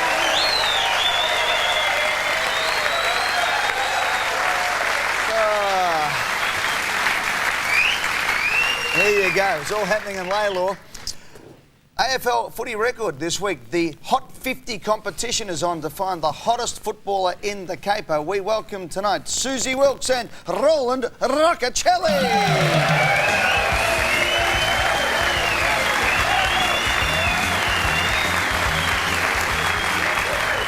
Susie and Roland, part of the judging panel, which included Naomi Knight from the Australian Survivor, Grace McClure, Inside Sports Model of the Year 2001, Sam, Sue Stanley, and of the Triple World Aerobics Champion, and Jacinta Stapleton from Stingers on the Nine Network. Susie, what has been done in the selection process for the hottest footballer in football? Well, we sat around a boardroom and we looked at some lovely photos, but we didn't get to see them live. We only looked at 3 shots, you know, a head shot, a full shot, and you know, an action shot. So it was hard to tell. So I was a little bit biased with some of them. It depended on the photos, but that was all we had. So Roland, you're in the judging committee? Well, Susie couldn't decide. At one stage she said, what's his personality like? And I said, Susie, don't worry about his personality. Just decide, will you do it with him or won't you? That's the criteria. And that's how we worked it out. Oh, it's terrible. What a thought. Anyhow, there were quite a few to choose from. All right. Well, Sam, you got any thoughts on all this? Or? No, I'm interested. What cranks your tractor, Sam? Hasn't been cranked for a while, I'll tell you that. He'd be welcome to have a... No, I won't go on with that. No, you won't, will you? No. You're going to behave yourself sitting next to me. What we're more interested in, what gets you excited about the people in here. What is your type of man, Susie? Well, my type of man can be quite varied, I think. It all depends. It's the eyes are the window to the soul. Yeah, good on you. And a tall bloke, Susie. Yeah. She's got a thing about tall blokes. Oh, well, yeah, there was one in here that was quite tall. I'm 6'5". Look, I mean...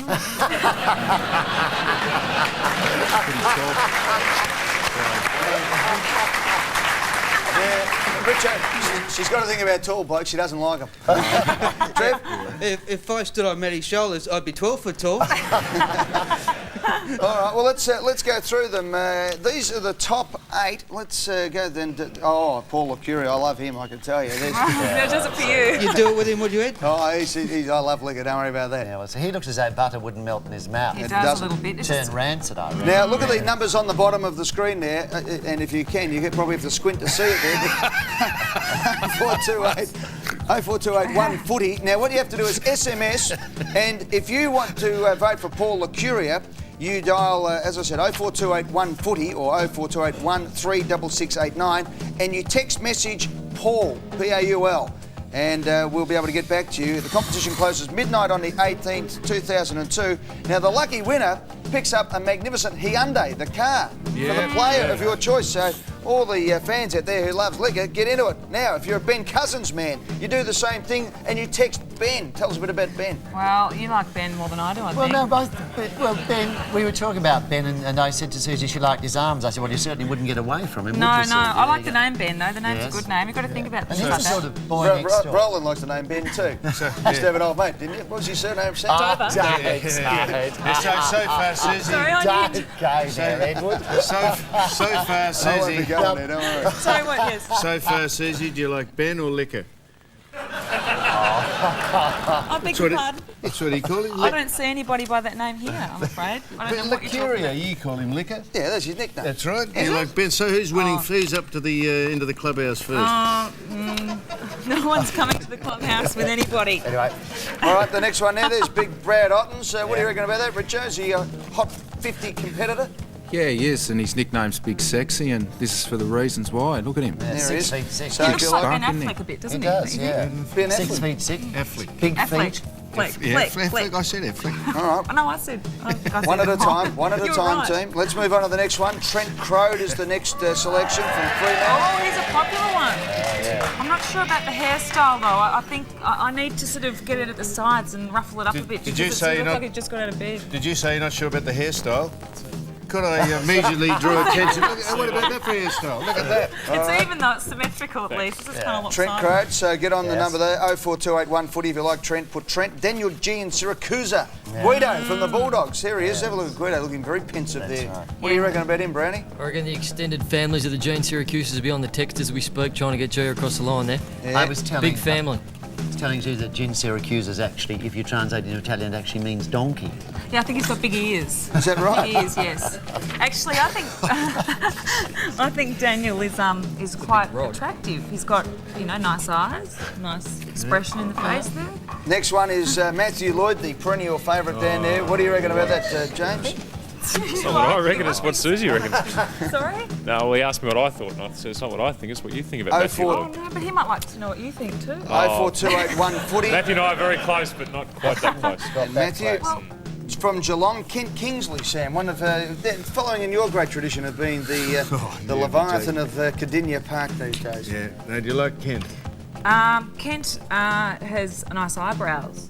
Yeah, that's important. It's the It small is. things. It's the small It's things. the small things that count. Good But earlobes. Daniel wins it for me still. Yeah, KK, Ken Kingsley, MM, Marilyn Monroe, RR, Roland, Oh, Ron Kelly. God. All the good things have the same initials, first and second name.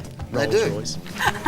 And the last but not least, and geez, the Maggie's got two in there. Shane Wakelin might split the vote here. This is no good. Shane Wakelin, old Shagger, there he is, who just announced his engagement too. Well done to Lakita. And there he is, Shane Wakelin. So if you want to vote for Shane, 04281 Footy, and you put Shane down there. So well done to all the boys. They're the final 8. The Footy record this week has got the whole thing going for them. And of course, we'll be showing you over the next couple of weeks the chance to win the magnificent Hyundai. There you go. Why did Collingwood have 2, Ed? I'm sorry? Why did Collingwood have 2? Ask them. I didn't have nothing to do with it. No, it just came They out got like that. Shagger and liquor. Yeah. It did. We did just sit around, and in fact, I mean, these aren't necessarily our favourite 8. No, it's just the how it group. worked out. It's extraordinary that Shane's in and Daryl's not. Yes. There you go. It is quite extraordinary. But Susie, it's like, twins. Yes. Was Cameron Ling a bit stiff not to get a spot in this? What do I say to that? I don't know. Shagger, liquor. Have you got a picture? Here's the prizes.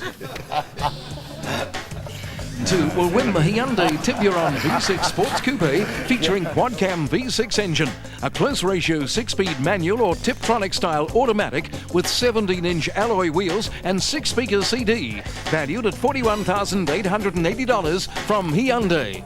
And 4 lucky voters will receive colour mobile phones from Sony, Ericsson and Telstra. Download your favourite AFL club logo to your compatible mobile phone only from Telstra.com. There you go. Thanks to Susie. Thanks to Roland. Susie, good luck on the show. You're killing them as usual. Thank you so much. And Roland's got his one-man show coming up soon, but we'll talk to you more about that in a few weeks' time. Opening up at the Athenaeum Theatre is going to be an absolute beauty, one that could go on to win a Tony Award. I reckon there's no doubt about that. We'll take a break. We'll be back to finish off the Footy Show right after this.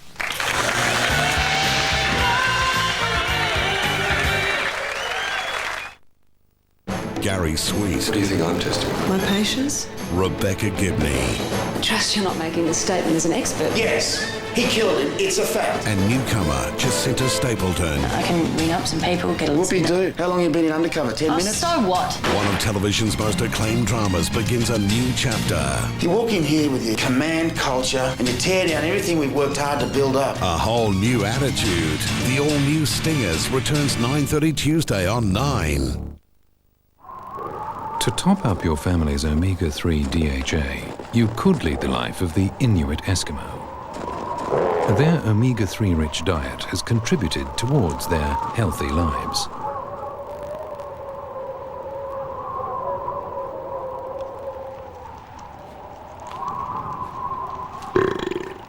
Alternatively, you could just make some sandwiches with Tip Top Up. Top up your family's omega-3 with Tip Top Up. What's your name? David. There you go.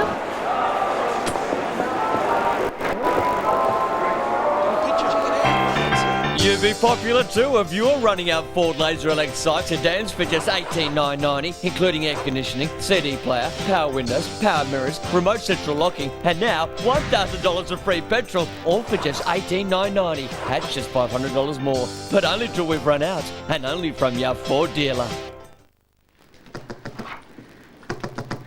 I'm sorry, I forgot. It was just a little ad. Oh, can I come in now?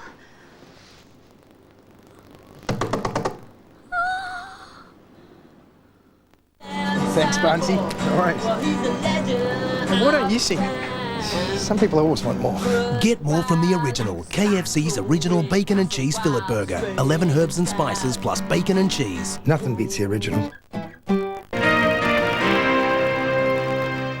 One of Australia's favourite laundry detergents is now even better. Today, Brand Power looks at new improved Radiant Ultra Concentrate. It contains targeted detergent technology that cleans in two ways. Powerful detergent molecules lift and repel soil, while the unique enzyme system actually targets specific tough stains. The result, more effective cleaning power to remove more stains. For extra clean clothes every time, try new Radiant Ultra Concentrate. Brand Power, helping you buy better.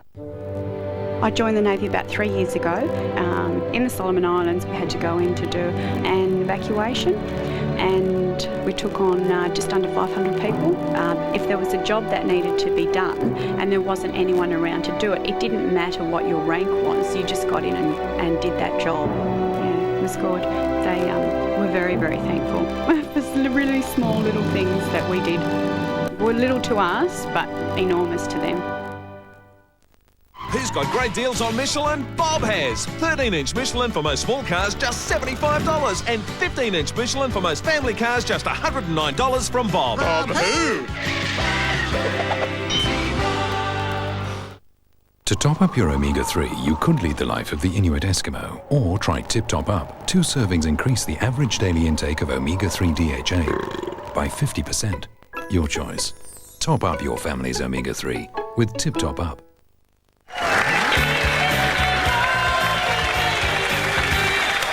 Welcome back to the Footy Show. Let's get straight into it. And I think we saw a couple of familiar faces up in the crowd there too. Former Western Bulldogs captain and Brownlow medalist Scotty Winder's in the audience tonight, and former Fitzroy Sydney and Footscray Glenn Coleman is with him as well. The Galaxy. Down the Gal. Good to see the boys. Jeez. Big night for Broady tonight. We've got the Brownlow medalist, Scotty Winder. We've got David Roden in there. Fantastic. The Broady boys firing up. Here we go. Let's have a look at Richmond versus Fremantle. Let's go to the Times.